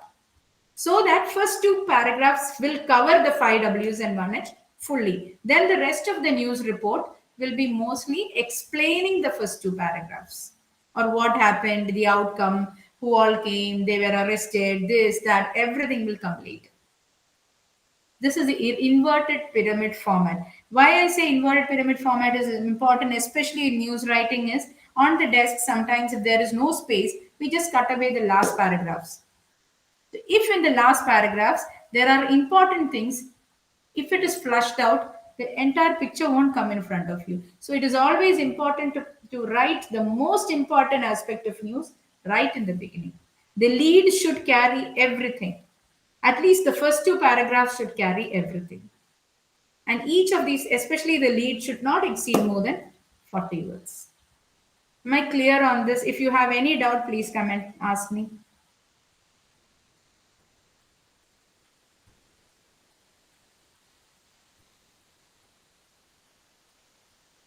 Okay, so that is usually what happens is, if you watch a movie, the climax comes in the last. And any movie you have watched, you'll see that the climax happens in the last. But in news writing, the climax happens first. The most important thing, final thing happens in the beginning, and then you write. What happened, why did it have to happen, how did it have to happen. There is a chart here. If you look at your module, you can find first is the climax, then chronological development, what all happened, how did the climax happen, should be in the rest of the paragraphs. And last, interpretation, what happened and how the response was, and what do you interpret from whatever happened, not your view, the news. This thing forms a proper inverted pyramid, which is usually followed even now across the world by news organizations, although now certain liberties are taken because you want to make the reader interested in what you are writing or your news. So they try to make the lead as interesting as possible. Maybe a delayed lead, a question lead, a feature-ish lead, describing the place that was in and how the situation was, or very strong leads. These are different kinds of leads, which we'll deal with it later in writing. So when you actually go through that, the different kinds of lead writing can arouse interest. For example, there was a New York Times correspondent who was following a crime. A particular man broke the jail and ran away. So he was on the run. And then the police found him in a burger bar and he was shot dead because he was trying to escape. So the next day, the paper carried the lead this way: this man, so and so, let's name him Malcolm. Malcolm broke jail and ran only to be followed by the police and to be shot and to die hungry because he was shot dead. To die, or rather, it can just start with the hungry part right in the beginning. Like, I think this was the way it was started. Malcolm, the prisoner of this particular jail, died hungry. That was the lead. Died hungry. So which we will be aroused. We will our interest will be aroused. What is happening? Why did he die hungry? Then you will have to read the rest of the paragraph. The idea is to make you read the rest of the paragraph. Next paragraph will see, okay, he was on the run and he went to this bar and he was having a burger when he saw the police and he was trying to give the slip to the police, but the police had no go but to shoot him. And he died before he could finish his burger. So the entire news was explained over these paragraphs, but what made it start was a very beautiful and catchy sentence which said, Malcolm, this particular man, died hungry. That's it. So leads that arouse interest of people to read the particular news is also now experimented. There are a lot of experimentation done with lead, but right now, traditionally speaking, the inverted pyramid lead has been the mainstay of news reporting, and this is the format which I told you. Please feel free to tell me if there is anything that is doubtful or something I need to explain.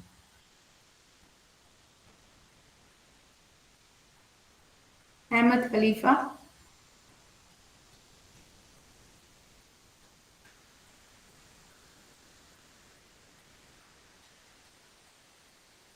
Can I carry on? You will have to be responsive. You will have to tell me, and I don't believe in lectures that are one-sided. You need to tell You me. can carry on, yeah, I guess. Okay. So now there is a small history of inverted pyramid.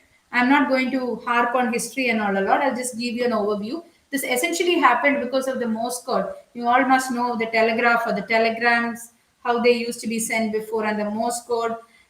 In that, what is the most important thing would come first, and then the least important things. Most important thing is because you have to send across the news from one place to another. Every word it counted. Every word you had to spend money for each and every word. I suppose you know about that. So that way, it was something like an equivalent of a Twitter today. In Twitter also, nowadays they've increased the word count. Earlier, you could only write about, I think, 15 or 20 words. The tweets had to be that small. So the most important things only you can write.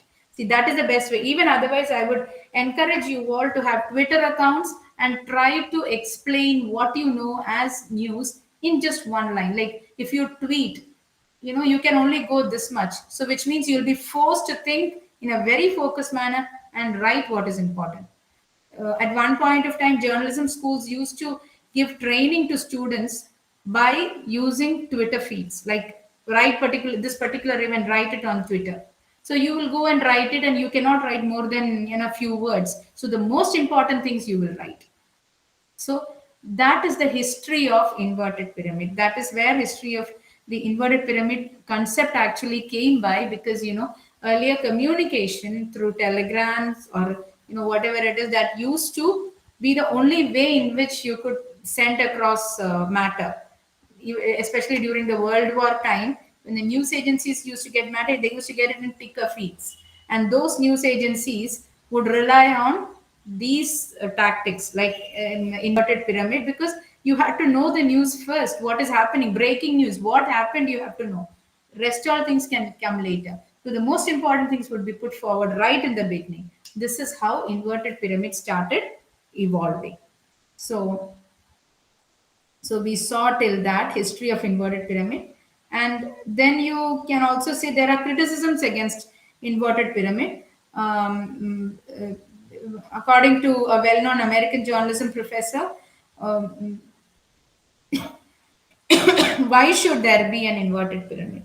Why should there be? Because people should know about what is happening, how it is happening. Everything should, you should slowly grow into the news. But frankly speaking, that is not how a human brain thinks. Human brain wants to know the things that happened first.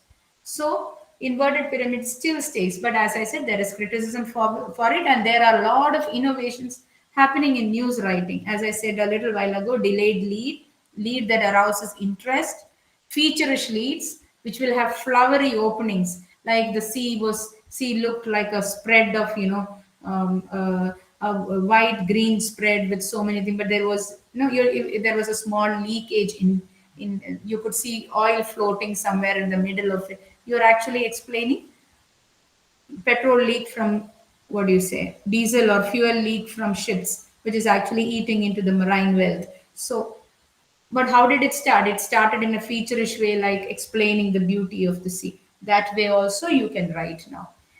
But for that, you need to have some sort of, you need to evolve yourself a little bit as a writer, as a feature writer. Then you can venture into that. But even when you actually embark on feature leads and delayed leads, immediately you have to come to the news in the second paragraph itself, or in the starting paragraph itself. You have to write in such a way that the lead comes in there, 5Ws and 1H comes in there. The idea is to convey in the most beautiful manner. Not recently, I think about 10 years back, there was a tortoise which died in a German zoo, I suppose. I read it somewhere. It was in Times of India with a brilliant lead. It said, and that tortoise was 300 years old when it died. So the lead was like this, that when the tortoise had a name, XXX, was born, the world had still to go into. Columbus had not yet discovered America. The World War had not happened. The other revolutions had not happened. But now, as it enters the last phase of its life, it sees a totally different world, where these milestones, history milestones, are far back into history. That is, it has outlived history. This kind of a flowery opening makes the person very interested in reading about that news. So such kind of lead experimenting is also there. Lead writing experiments are also there. But traditionally, the inverted pyramid style is still followed judiciously in news writing. The other writings do take liberties. Even news writing takes liberties, but mostly it sticks with inverted pyramid news. So that is why that is one part. I think with this, the block one is over. No, not block one. 1 minute. Unit 1 is over. God, we have to finish a lot. So anything, please attempt the unit 1. I've completed unit 1. You could go back to your study material and attempt the questions at the last. There are some really nice, interesting questions, and you could probably, maybe we could form a group or something where you can ask questions also. If any one of you can form a WhatsApp group where if you want to ask me questions on this later as you go through your lessons, you can do that. What do you suggest? Should we go for a WhatsApp group, all of us, for MJM 21 or the lessons that I take? Yeah, Khalifa, please tell me. Should we go for that?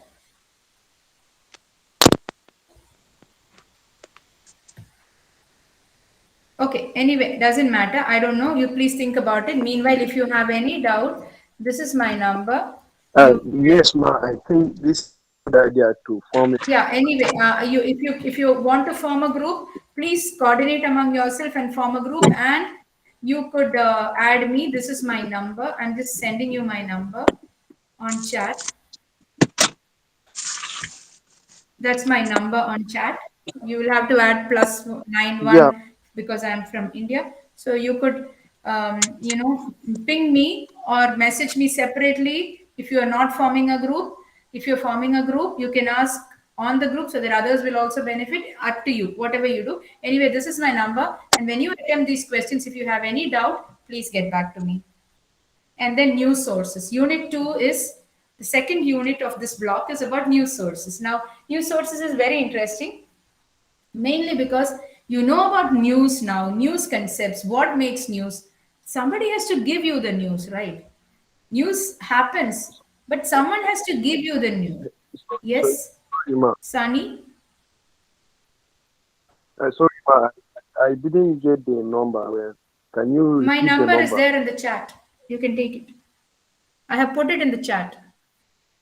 Okay, Okay. okay, ma. So, Okay, okay. Thank you.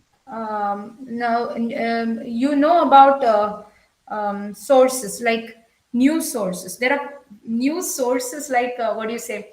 The public knows that there is an event happening, but the details of that event, if it has to know, there has to be someone in between, and that someone is the source of news. Even for a reporter to know about a particular matter, he has to rely on someone credible.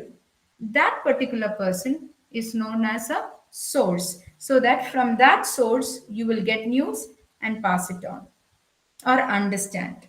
So this is called a news source. News sources are, there are a lot many news sources. I would encourage you to read through these units also once, because I cannot explain each and every point in it in detail because of time constraint. But yes, I give you an overview of the unit. So after my lecture, if you can go through these units, it will really help. It won't take much time. And attempt the questions in the last. Come to me if you have any doubt. That is the way we can learn.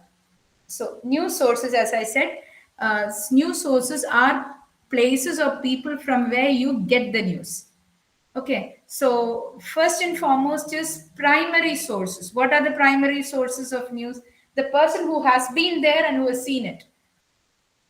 Like you say, primary witness in a case, a murder took place. Who's the primary witness? The person who was there at that moment. That is a primary witness. So similarly, news, something is happening. A person who is there at that moment is the primary source of news. So when it comes to a newspaper, the primary source of news is the reporter himself.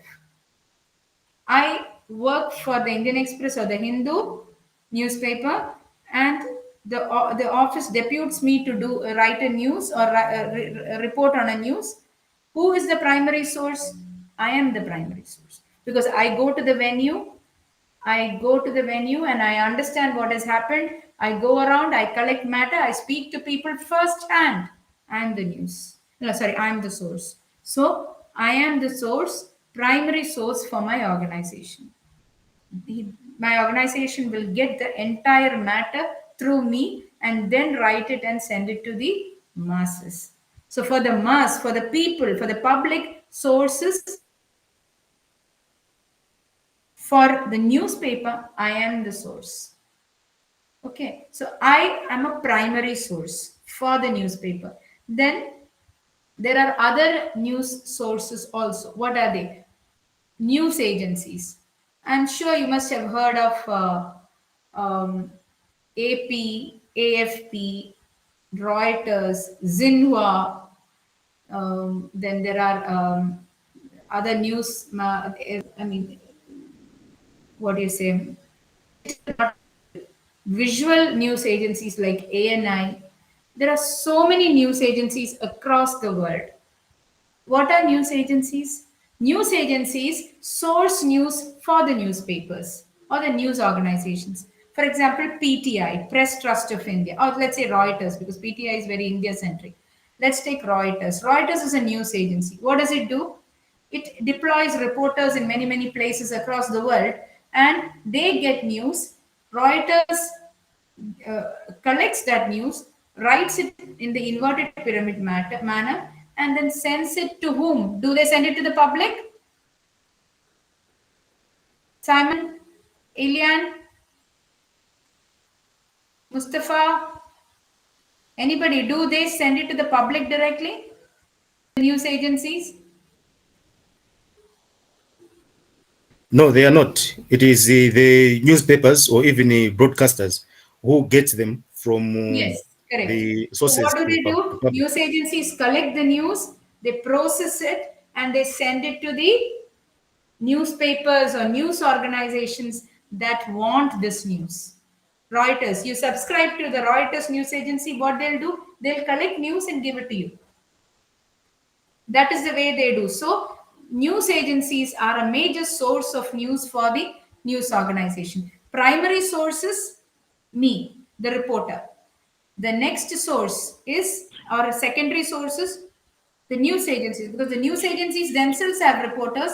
Those reporters will report for the news agency. The news agency will provide news to the news organizations. So, why is it done? Because newspapers cannot have reporters everywhere.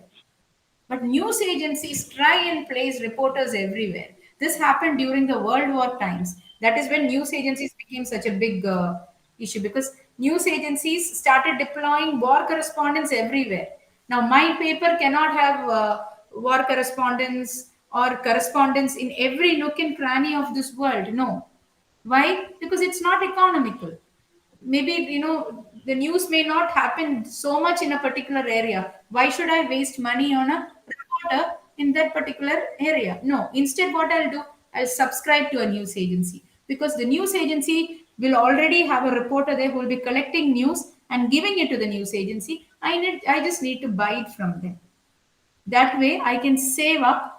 Also, sometimes my reporters may not be able to go there, then you take it from a news agency. So news agency is a primary source of, one of the secondary sources of information. News agency has a Yeah, history which is deeply linked to the World War, because during the World War most people used to depend on news agency reports, especially Reuters.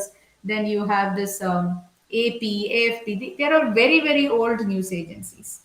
And news agencies, it was faster also because they used to use telegram mode or telegraph ticker mode of sending news. So from one place to another their tickers would keep sending news fast. On the other hand, for a news reporter of an organization to go and report and then write and then send, it would take more time. So that way timeliness was also an important aspect by which people started depending on news agencies like 4 5. yeah, we have one. You have a Sorry, we have one here in Nigeria. where? Here in Nigeria, we have none news agency of Nigeria, and most of our newspapers here in Nigeria subscribe to them Ah, for yes, that's what sourcing I'm news. saying. Two, three newspapers would come together, or 4 5, or many newspapers would come together and form a trust and say that, okay, this trust, please be a news agency and give us news. We will pay for you. That is how UNI and PTI came up in India, very old news agencies. So news agency is one form of sourcing news. You can get a bit of rise and consolidation of news agencies in news agencies and cartels. That is one paragraph which is there in your book, history of news agencies. As I said before, I gave you an overview that it mainly started during the time of World War. Only during the World War it became so rampant or so famous, the use of news agencies, because the newspapers could not send their correspondence everywhere. So you could probably read through that. It's very interesting to read. So that way, that is one way to news agencies is one way. And news agencies, what do? The news agencies give the news to newspapers through wire copies. That is, I told you, if you go, nowadays it's not there, everything is computerized. But age old, I've seen, even during, when I started my journalism career, also, I think it was mostly computerized. But the old time journalists will say that, there used to be a teleprinter machine, and it always used to keep ticking. Always news would keep coming, bundle and bundle of news would be coming. What, from where does it come? It comes from different news agencies. Now news agencies cannot operate in a particular countries in a standalone manner. For example, Reuters cannot come into India and say that we are going to do independent news agency business in India. No, that won't happen. Our press laws do not agree to that. What do they say? You tie up with an in-house press organization. So Reuters is tied up with PTI, which is our in-house India's newspaper news agency, and PTI sends news on behalf of Reuters. Reuters will give PTI, PTI will send it to the newspapers, because sometimes the journalists outside or news organizations outside do not understand the sensitivity of the situation in India. Only an Indian news organization would understand that. So they would get the news from Reuters, and they would make a little bit of adjustment so that the it does not create any unnecessary rioting or hassles in India, and then they'll send it to the news organization. Similarly, in UK, they have a tie-up with PTI. PTI will send Reuters news, and again Reuters will see to it that what we have covered, if it is against the sensitivity of the people in Britain, if it will create any rioting or something there, they will remove all those things and give the news in a matter-of-fact manner. But that kind of filtering happens. But there is exchange of news through news agencies. And how do they do it? Through wire copies. As I told you, wire copies is the teleprinter machine will keep, buzzing, and all the news will be collected, and that will go to the news editor, and he will select, okay, PTI has reported this, let us carry this. Do we have a report of our own in-house reporter? No. That particular place we don't have a reporter. So then carry the PTI news. That is how it goes. Wire copies are dealt with in that manner. So news agencies is one method. I would suggest you read this particular part. It's very interesting. So try and read it.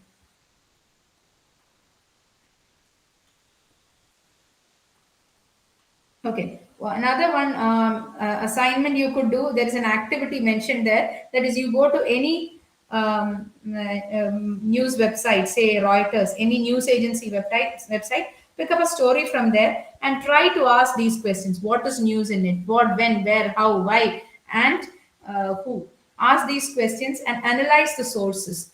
Ask yourself, who's the source here? Who must have given the information to this particular news agency? Try and find out sourcing from there. This is a way you can actually improve your news hunting, nose for news, as well as to find out how sources operate. So that is one thing. So as I said, news agencies, reporters. I told you reporters are first-hand information for the news organizations. So you should read that, and then there are questions just below it. You could go through those particular things. Then you have individual sources. Now reporters are sources for the newspapers. Who will give for report? I'm a reporter, but I'm also a human being. I cannot be present everywhere. I cannot, maybe the bomb blast takes place, maybe I might not be there in that area, I might be somewhere else, but still I am the primary source for my newspaper. How do I get that news? How do I go and find that news? I will have individual sources in that area. For example, I would have that is the strength of a reporter. And you have to build your sources. You have to treat them like humans, make them, credible sources who will give you authentic news, not fake news. It is a very tricky field because, sometimes these sources whom you rely on can give you false news also. So make sure that you use good sources and find what the matter is. So individual sources are those people from whom the reporter sources news. Okay, or reporter of anything, even news agency or a newspaper reporter, they source news from individual sources. Those individual sources can be anything, can be an onlooker, can be people involved in the matter, can be, say somebody whom you trust in a particular facility, the officials, like what does the DGP say about the whole thing? What does the Director General of Police say about this particular crime that took place? The DGP becomes the source, whatever he says. So individual sources have to be cultivated by a reporter. That is another one skill of reporters, to network. Some people use wrong methods, but that is wrong. You have to make sources in the right manner. Some people bribe and then Excuse make me. sources. Those things are, it can give you news, but you have to follow a certain value system to make sources, good sources. Make sure those sources are credible. They give you the right news. Sani Excuse me, wanted ma'am. to say something. Yeah, I have a question to ask. When contacting individual sources, how do I know that this particular source is giving me authentic I news can't and hear you, this Sani. particular? Your voice is booming into my. I mean, I can't hear you. Probably you could write Yeah, I it. have a. Oh yeah. Please put it in the Let, chat. let, I'll, let, I'll answer your question. all right. Okay, because your voice is not clear. I'm not able to see. Okay. Now we go on to other reports like individual sources, we said, then bureau reports. Like, for example, any news organization will have different bureaus. Delhi bureau, I'm talking about India.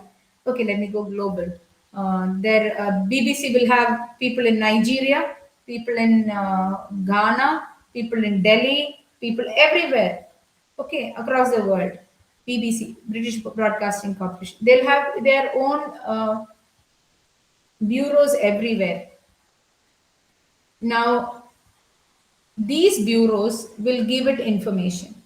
Each bureau will have its own reporters who will collect the news and who will pass it on to the main center of BBC. So, bureaus are also a source. Individual bureaus give news collectively to be transmitted or used or relayed by a particular news organization. So, news organizations rely on reporters, direct reporters within its own bureau, then bureau reports, news agencies, and the reporters in turn depend on individual sources, people. How do I know that this particular individual source is giving me fake or authentic news? That's exactly what I said. We'll be coming on to that later, but I'll give you a small overview of that. If the person you have cultivated as a source is true or not, only you can answer, which is what I say. Take your time to cultivate your source. It's not like, you make friends with one person and next day you can't trust him with your life. Similarly, you can't trust that person with the news also. Cultivate, that is what is called networking or cultivation. Cultivate that news, cultivate that source. That is, make sure that he is somebody who gives you the right information. And any information that you get from anybody, cross check it, because cross checking is very important when it comes to news writing or reporting. Cross check it. You got a news from somebody, there is corruption going on. Who gave you the news? A source of yours. Unless and until you can trust him blindly, don't go by what he says. Cross check it, get information from there, and try and find other people who will be able to corroborate it or deny it. That is the way you cross check. So a reporter has to always cross check the information that he gets. Now there are different methods of cross checking also. Online methods are there. even if not on, even when there was not that, people used to rely on, their vast network. That is why they say reporter is somebody who should have a vast network of sources. One place you get a source, you cross check it in different ways. You or do some research on it, and that way you cross check. So if it is right, which means you can trust the person, that doesn't mean you trust him overnight. Give him enough chances to prove himself as a good source. Takes time. It takes time to build a source. You cannot go to a place and start believing in the person. No, it takes time. This happens in investigative reporting. You need strong source to actually do an investigative story, and that source you would have cultivated over the years, not immediately. So that is a good question, which nowadays there are a lot of online methods to find out if the person is giving you the right news or not. Otherwise, also, if you hear something from somebody, don't trust it. You're a reporter. You cross check it. Is it true? There will be other people who are unrelated to this guy who will give you an information about how that thing is. So you should have a network. That is where a reporting skill comes. You should have a network of people who can help you spot the right news. That is reporting skill. That has to be developed. First, nose for news. Then you should know the parameters that makes news. Next, you should know how to express the news. Then you should be able to cultivate rich source, which happens over a period of time, so that the person gives you the right news. Some people use dubious methods to uh, develop sources. Don't do that. Right way, you should make the person know that you mean business. You are respectable, you mean business, and there will not be you will not allow any fake thing to come in between. That credibility you have to maintain, so that the other person will also know that this man or woman cannot be messed with. So the good sources alone will stay, bad ones will go away, but you have to give it time and you have to develop. So this question is important, but I can only say that this is something the reporter has to. It shows the integrity of the reporter. So that is one thing. Bureaus. Then again, nowadays, most of the news. It's a very stupid thing to do, but still, most of the news alert comes on social media. Not even the news stickers of news agencies, not the reporter. What they see is social media, it has come, which means there is something. Then you follow the lead. Twitter, oh god, Twitter says that this thing has happened. So immediately the news editor will say, call the reporter and say, hey, go check there. Twitter is showing this. So suddenly the reporter will go and see and collect the news and come back. Who tipped you off? Did a source tip you off? No. Twitter tipped you off. So social media is also becoming a source right now. But it is always good to, you should follow the social media for leads. But as I said before about sources, don't take it completely into a check and cross check.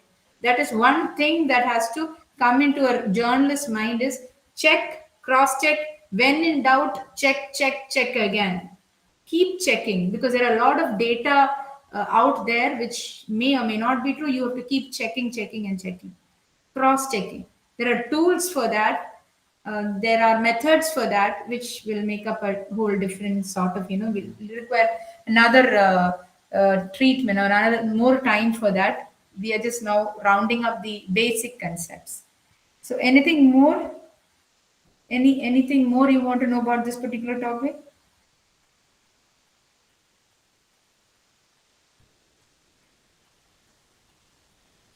Can I proceed? Yes, you can. Yeah. Okay. Thank you. So the question that I think Sani asked me. Who asked me that question? Sani asked me that question about credibility of the sources. That's just coming up now. Now, social media, media relationship and roles. So there are different, as I told you, there is a relationship between source and the media, and that is based on one prime aspect, which is trust and credibility. If you are credible, you will be trusted, and that trust and credibility takes time. because after all, it is an interpersonal communication that matters. We are in the business of communication. So when you are in the business of communication, one very, very, very important factor is trust. And how do you trust a person? When the person gives you credible inputs. So the credibility is a huge factor in development of. So I just now told you that, but that has come up right now in this particular unit. It is there that source media relationship. What like Yeah, it's basically about. I'm telling you more out of my experience as a journalist rather than going by the unit. I'm just taking bits and pieces from there, but I'm trying to elaborate it based on what I would want to tell you from my experience as a journalist. There were times when we've had people who try to plant news, posing as good sources. For example, they might. This happens usually in political reporting. That is, during what do you say, elections. That you have to um, write more about a particular party or a particular candidate. A certain amount of incentives are given to you, like they will take you around, they'll take you well, they'll serve you well, they'll treat you to the best of things, and finally they'll say, why don't you write about it? That is where the integrity of the reporter comes in. You will have to draw a line and say, I am a reporter, I am a journalist. My issue is to get news, it is not to get incentives. So you will always try to come across as a credible person so that the other person would feel not to be, this person cannot be messed with. And only the right kind of people will come to you. So credibility is a lot dependent on integrity of the person, as well as the perceptive power. He should be able to understand who is giving me the good right news and not. You've got, as I said, you've got different tools to understand the truth, check the truth, and move ahead. That is the way in which you can actually build up your own credibility as well as nurture credible sources. So credibility is a huge thing when it comes to sources. So that is what is said here also, reliability and credibility of the sources. That is, fake news, especially today, is a big, big, big bane. Now, fortunately, there are apps also coming which help you to identify fake news. So you could utilize that. Other than that, but if it is something happening in your vicinity, then you will have to make sure that you manually cross check. You get to know from somebody that something is happening here. It won't be on social media or it won't be anywhere. You find your own methods of cross checking it. You cross check it and then you trust it or believe it. Always carry proof. For example, corruption is happening. If the person claims corruption is happening, if the proof is there, you take the proof and try to corroborate it once more. If you find the proof that is given to you as right, you carry on with your report, but keep the proof, because tomorrow, if the newspaper is questioned, you can always show, see, this is the thing I wrote about. Now there are different ways, like you can take it on your mobile, you can record it on your you can uh, I mean record sounds, you can record visuals. There are so many ways in which you can keep an evidence, and evidence has to be kept. So these are the ways in which you nurture your sources. You nurture your sources thinking that that person is not something, that person who's your source is also a human being and he also deserves respect. But you also deserve respect as a person of integrity. So when he gives you the news, you have every right to cross check it. These are credibility factors, because fake news is a big thing right now. So a reporter's challenge basically now is to give the right news. Yeah, Asta. Hi everyone. Hi ma'am. Yeah, Yeah. yeah. Sorry, I joined late. Just because you spoke about fake news, that's why I just wanted to be brief because I'm working also. It's a normal working day for me. It all depends about when you spoke about credibility and your own integrity. In theory, it works, yes, but it depends where you're working, right? Because if I take example of like I don't know, Doordarshan. I work for the national TV of Mauritius. So we already have like set guidelines, of sources of like from institutions. And now we're facing this problem of fake news and all. And then there have been instances where we had to even apologize, just to prove our integrity. And when you work for a national TV and you're governed by you're under the prime minister's office and all, you don't have that much of freedom of speech or whatever, however you call it, as private radios like we have here, so the whole, when you speak about integrity, okay, you're signing your report, Asta is signing the report, you have your own judgment of things, but then in theory it's different. In real, even you said you're a reporter yourself, you're a journalist, so it all depends in which arena you're working. Yeah, because if I'm working for let's say for the national TV, you're already governed through set guidelines. There's politics, there's other propaganda, their agenda, there's everything. Yeah, we still take reports from AFP, Reuters and all. These are for international, but when it comes to local news, it's different. I think it's the same for many other African countries also, when you work for national TV and radio stations. Yes. Yeah. So, which is why, press laws are very clear on this. Every organization, sorry, every country has its own press laws. So, ideally, press laws is something, or press or media is something which is independent in most countries. But there are government-run organizations. For example, you spoke about your the Mauritius, yes, yes. organization which is in your country, as well as here also we have national-run television.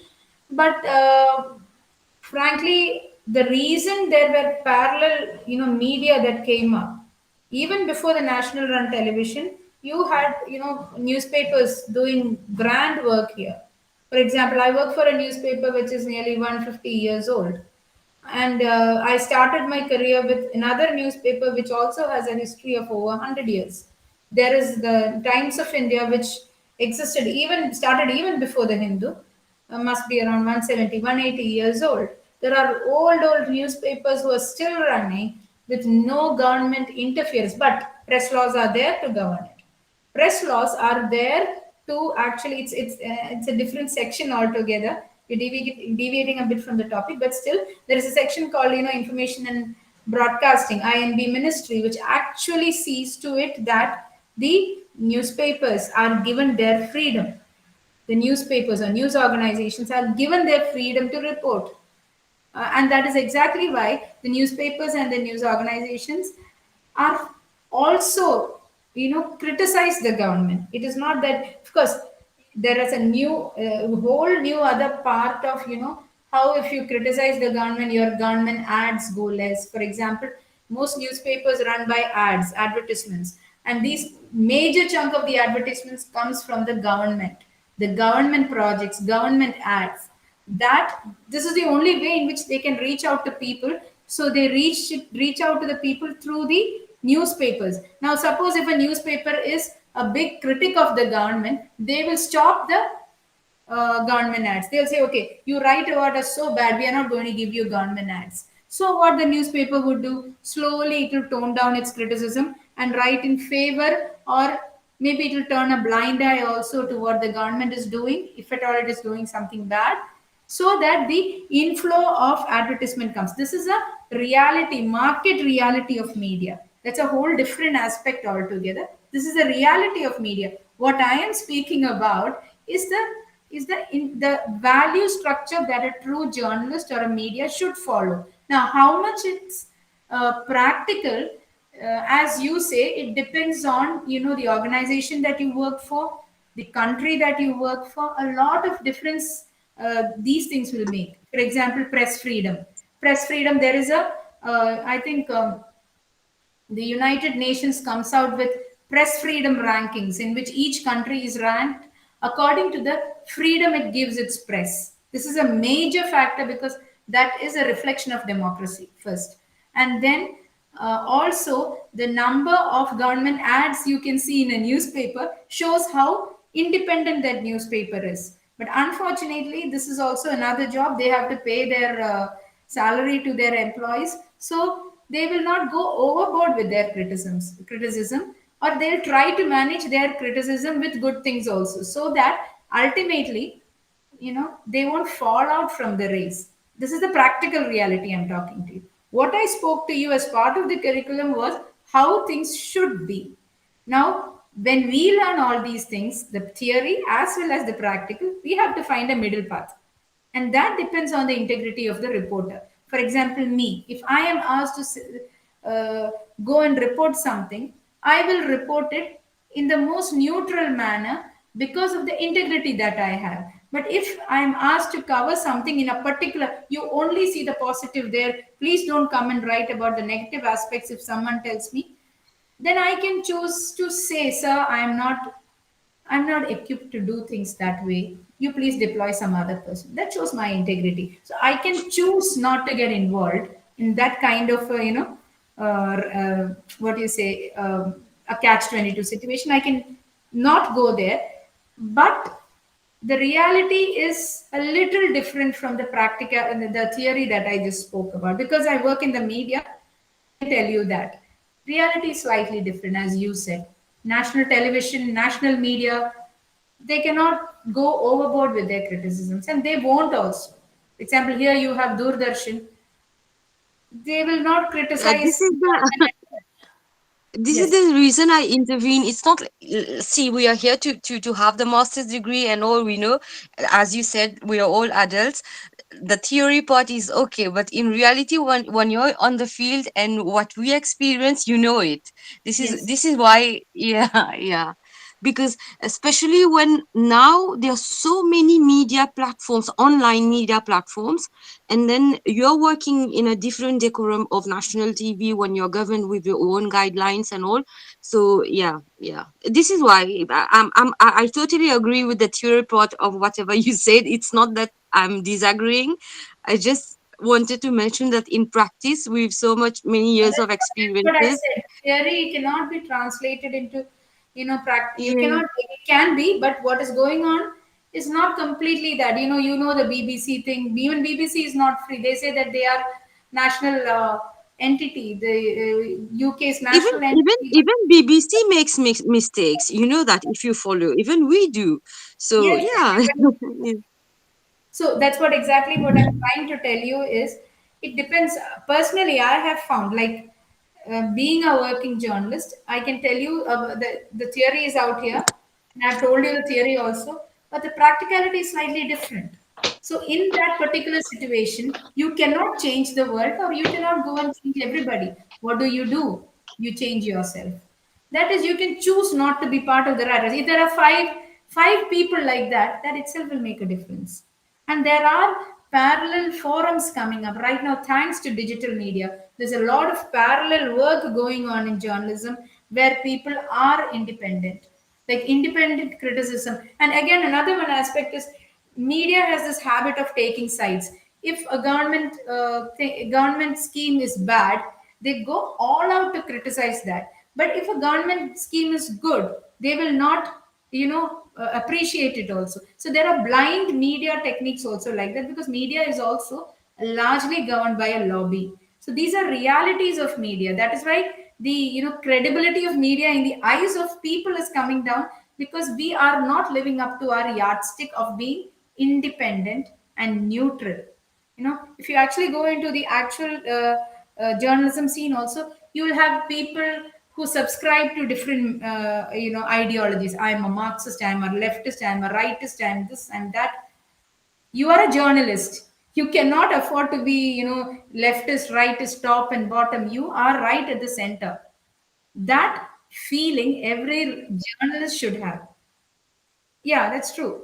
That's true. But there are social media platforms where some amount of objectivity is being practiced, but they are not very famous ones. They are small ones, because they don't have the capital or the advertisement to go big. Once you go big, it means that you've compromised somewhere. for government ads for this and that. Yes, you do. It's like, and I'm also not for criticizing government completely. The even, it's not about what the matter is. It's more about who is doing what and how is it affecting. It's not whether it is government or not. It is about the event, just about the event. And as a journalist, we should concentrate on the event rather than the background players. It could be the government, it could be a businessman, it could be this, it could be that. No, what he has done and how that is affecting, that needs to be your criteria. But as Asta said, national organs do have a problem like that. But there's another side of the positive side of that is, some of the way the country is portrayed, the reach of national players is so deep that you can get to know the culture in a much vibrant manner, much more vibrant manner. For example, in India, the story of the tribals is totally different. People from the seven sisters, that is the northeastern states, Doordarshan has scheduled programs on that. Doordarshan has scheduled programs on art and culture, on education. For example, our own IGNOU, you have a national educational platform through these national players, where you can actually reach out to a whole new mass, like tribals and places where otherwise media cannot reach, the national player can reach. That is the reach of national players. So on one hand, they don't criticize the government, but on the other hand, they make they take education and schemes about education and topics on education and health to the remotest corner of the country. That is the flip side of it. It's I mean, that more is, about education and making people aware of your. It's more. We are more factual, in fact. I will say more yeah, that's what I'm educated because saying. When you yes. write about a scheme, for example, during the COVID time, let me tell you, during the COVID time, everything, schools and all were closed. TV was one medium, mobile was one medium through which students got to know their lessons. Now, how would they do it? They have to be, the idea was to reach out. And then Doordarshan's certain educational channels and educational programs were the mainstay, because it's through them that the students could actually, even in a small tribal locality in Kerala where I stay, there is one place called Edamalakudi. Edamalakudi is a tribal village, which is the remotest tribal village in Kerala. That is, you only have one road connecting that particular place to the mainland, and that got washed away in the floods. And after pandemic, nobody was going there. So what happened is, and there is very little mobile connectivity. Fortunately or unfortunately, there was a primary health center which had the connectivity to, Doordarshan and all. Lessons were imparted to the students through the channels of national players. This is a good thing. That that is where the national broadcasting team or their entity comes into play. That is the positive side of it. The negative side of it, as you say, they don't criticize the government. They try to, they are mouthpieces. They say whatever the scheme is, they try to let the people know without criticism. But the pros and cons of it, that particular scheme, will be analyzed in other mainstream private media, which also makes its compromises because it has to get government ads. Okay, so Can I chip in, please? yeah, please say. Yeah, I know this argument is probably endless because no institution is 100% objective.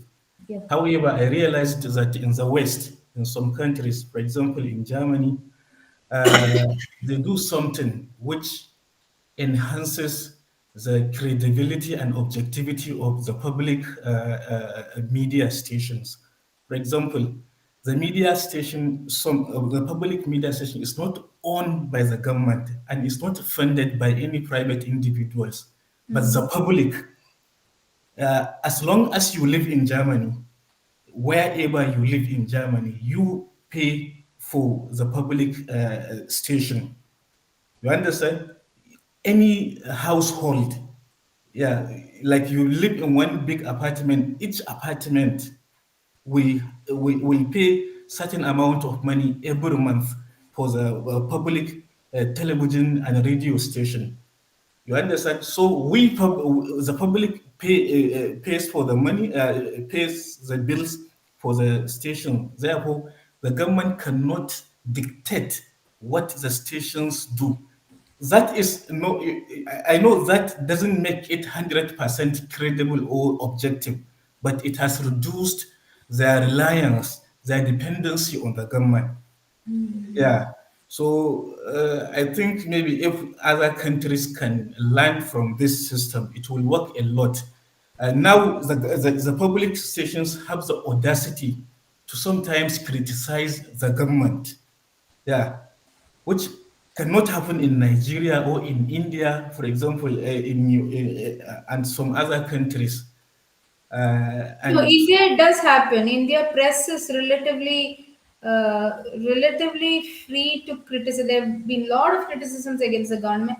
The press freedom is there, but Asta was particularly talking. honestly, to an extent, ma'am, to an extent, it is not there as much as you think it is. For example, look at what happened just recently when BBC released that documentary on this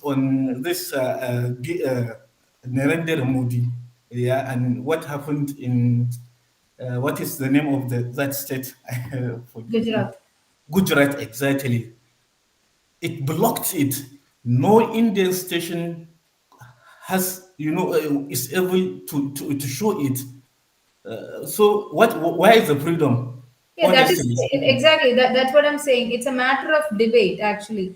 One part of them, I mean, I'm deviating a lot from my topic, but still, I'll take 2 minutes to say. One part of the one section of the people say that yeah, it should have been aired. Yes, It is and wait, it's press freedom. The other part, the other section, they say no. There were so many explosive elements in that BBC documentary that it could create unrest within the country. That is why it was banned. There are two debates going on. Thankfully, that debate is being carried in the media. Okay, the debate over BBC documentary is out in the media. Everybody is free to talk about it. So that kind of freedom is there. but But there is censorship still. Not everybody can say all they want about the documentary. no, not everyone can see. So that's what I'm saying. That created a Yeah. controversy. That created a debate, which is there everywhere. So we cannot say that there is no freedom at all, or no, But there is it freedom. is limited, ma'am. It's limited because in the end, the documentary is never broadcast in India, Mhm. and No, even but those who shared it on social media are sanctioned. No, but there were many places where it was aired. Yeah, government ban was uncalled for. I do agree to that. That's my personal view. But I do feel, the justification of the government and the opposition of the government, the justification of the government as to why it did not allow the BBC documentary to be on public is more to do with the law and order situation in the country, as well as the critics' opinion of they are trying to suppress the press freedom. Both these things were out in the normal press. That is And commendable for me. And You that can is not see even the first time. I yeah. was in India when BBC released another documentary titled India, the worst place to be a woman. It was also, it was not also India's broadcast. daughter. I know, I remember that Nirbhaya Yes, thing. No, that yeah. was in 2013 or 2014. 2000, yeah, I know, India's daughter. Yeah. Yes, that's true. Again, those the view of the government would be to justify it in one manner. The counter view would be that the press freedom is being curtailed. But thankfully, when I look at it, this debate is out in the open. You know, And finally, finally, even in the West, where they claim all this freedom and so on and so forth, right now they have blocked RT, right? Russia TV on the broadband, on everywhere. You cannot access RT. I'm speaking from Germany right now. Yeah, also I'm Nigerian. Okay, no, Yeah, let's get back to our lessons now. yeah. Sorry. That's okay. It's okay. It's a very good thing to debate. I mean, as reporter, as a journalist, we should be having these such conversations because it's very important to debate on these topics. And I'm glad that you people are thinking about it. That's a very idea of mass communication or journalism, that there should be room for debate. The room for constructive debate should be there. I'm so glad that you people can engage in that. We will have a separate session on this if you are all free sometime in, during the weekdays or even weekends when you people are free. We can surely have that. So, meanwhile, I think I have ran out of time hell lot. Like it's 5:35, and I have to yet complete two more units. Unit 3. That's a very very short, not short. It's easy units. Newsroom setup in a digital or a print media, and newsroom setup in broadcast media. That is, how does a newsroom look like in digital media? I mean, in print media, you have certain set of hierarchy. In broadcast media, you have a different set of hierarchy. And how do the people function there? That is, reporter goes out and gets the news, he brings the news, he writes it, and he gives it to his chief reporter. The chief reporter will vet it once and then take it to the editorial section, the desk, and the desk people will check errors for it, and grammatical mistakes, style errors, and if it is badly written, they'll rewrite it. They'll coordinate with the reporter and write properly, and they will source photographs. The photographer might have gone and taken photographs. They will source photographs and they'll make pages that will go to the news editor for correction. After it goes to the news editor for correction, it will then go to the print. That is how the normal workflow is in a newspaper organization. Digital organization also, you will collect the news and you will write it, and the editor will edit it, and finally designers will come in and try and insert the visual elements, and finally it will be uploaded and it will go on air. So this is one. And the broadcast, I'm going very fast because I know that you people are aware of these aspects, so I need not elaborate much. When it comes to the TV medium, again you have the reporter, then you have an input editor and an output editor. The input editor assigns the task to the reporters brings his matter to the input editor, and that again will go to the production team, which will vet it, which will bring in the elemental part of it, that is visual part of it, and finally the output editor will finally let it go on air through the anchor. There will be different method. There are different ways in which it is telecast, either as simple visuals, or there are phone-ins where the anchor will call the reporter on ground and ask him or her to explain it. There will be voiceovers, that is, as the visual is being played, there would be voice explaining what the matter is. So many, the entire setup is such that there is a very consistent workflow.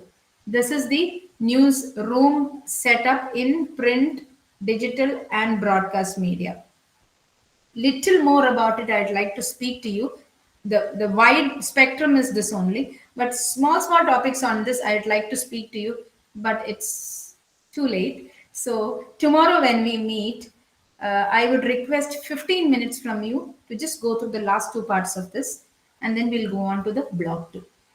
Okay, so if you can join at 2:45 tomorrow, will I be asking too much out of you?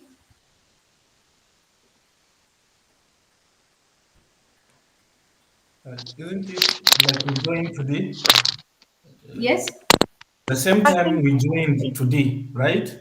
That is 3 o'clock. So can you log in just 15 minutes earlier so that little bit of Unit 3 and Unit 4. I have mostly broadly covered the setup in a newsroom in digital, print, and broadcast media, but little bit on how it actually operates, I would like to talk. So can you, because we ran out of time, 5 o'clock was the time, it's 5:40 now, I've taken 40 minutes extra. So could you give me 15 minutes tomorrow, and then we can go on to block 2? Yes, okay. Yes. 15. Yeah, that's fine. Yeah, that's fine. Yeah. only with your permission, because I don't want to bore you. I mean, more than what I've done today.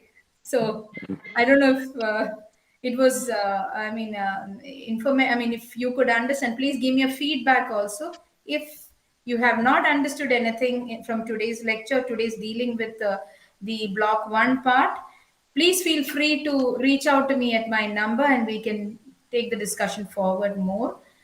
Tomorrow, if you can join at 2:45, 15 minutes, I'll finish off a little bit more, I want to say, of block 1 and then get on to block 2, which is on reporting techniques. How to report. The first is news concepts, which little bit more I have to take. Then from 3 o'clock onwards, reporting techniques we can take. So can I expect you at 2:45 tomorrow? Yes. Yes, okay, ma'am. Yes, we are Yes. ready. Yes? Yes, ma. Yes. Yeah. So Yes. instead of 3 o'clock, 2:45. Same place. Okay, thank you. Yeah, it was Okay, so take care. nice Bye-bye. meeting you all. I've never had friends from Africa. It's really, really nice that, I met all of you. I'm very happy to have, I know that you people are very good in understanding, analyzing, expressing your opinion, and I hope we get more chances to do that. I had to full debate that we were entering into because of lack of time, but I just wish we get more revenues. Maybe we can organize, a discussion forum on such things. It's very nice that you think about all these. Please do attempt the questions at the last after reading the first 2 units. Please attempt the questions at the end of the each section. Plus, as I said before, to improve your news sense, the best thing you can do is when you read a news, ask what is news in this. To understand the source, ask what is source in this. So keep asking these questions. I think it's an ongoing process. You cannot just get it over, the counter. It has to be developed. And one way of developing is ask questions. What is news? Who are the sources? And if you would have written it, how would you write it? So it makes, writing and reporting more sharper. I hope you understood what we discussed today, right? All of you? Just give me an answer, please. Yes, yes, sir. It was very fruitful in the sense, like we said, when we talk critically, we understand more, because as we are on an African platform and you are sharing your own experiences from India. So yeah, it's more enriching because we are not 16. We are adults. So I mean, the level of discussions become very nice. Yeah, That's what yeah. I'm saying. It's more like, I've made so many friends because it's more of a discussion for me, and I never had friends from that part of this globe. So it's very nice that I got to interact. So let's keep this going forward in future also. So tomorrow, See you tomorrow. yes, Yeah. yeah, tomorrow 2:45. Meanwhile, try to just take a glance at what we have done today and attempt a bit questions. But most important is, as I said, when you read news, ask what is news and who are the sources. That's a small thing to do, right? Isn't it? A small thing. Yes, it is. Yes. Yeah. So bye. It's 5:45 here. Take care. So So good evening. namaste. Not good evening. Bye. Bye, bye, Bye. bye. Thank you, madam. Bye.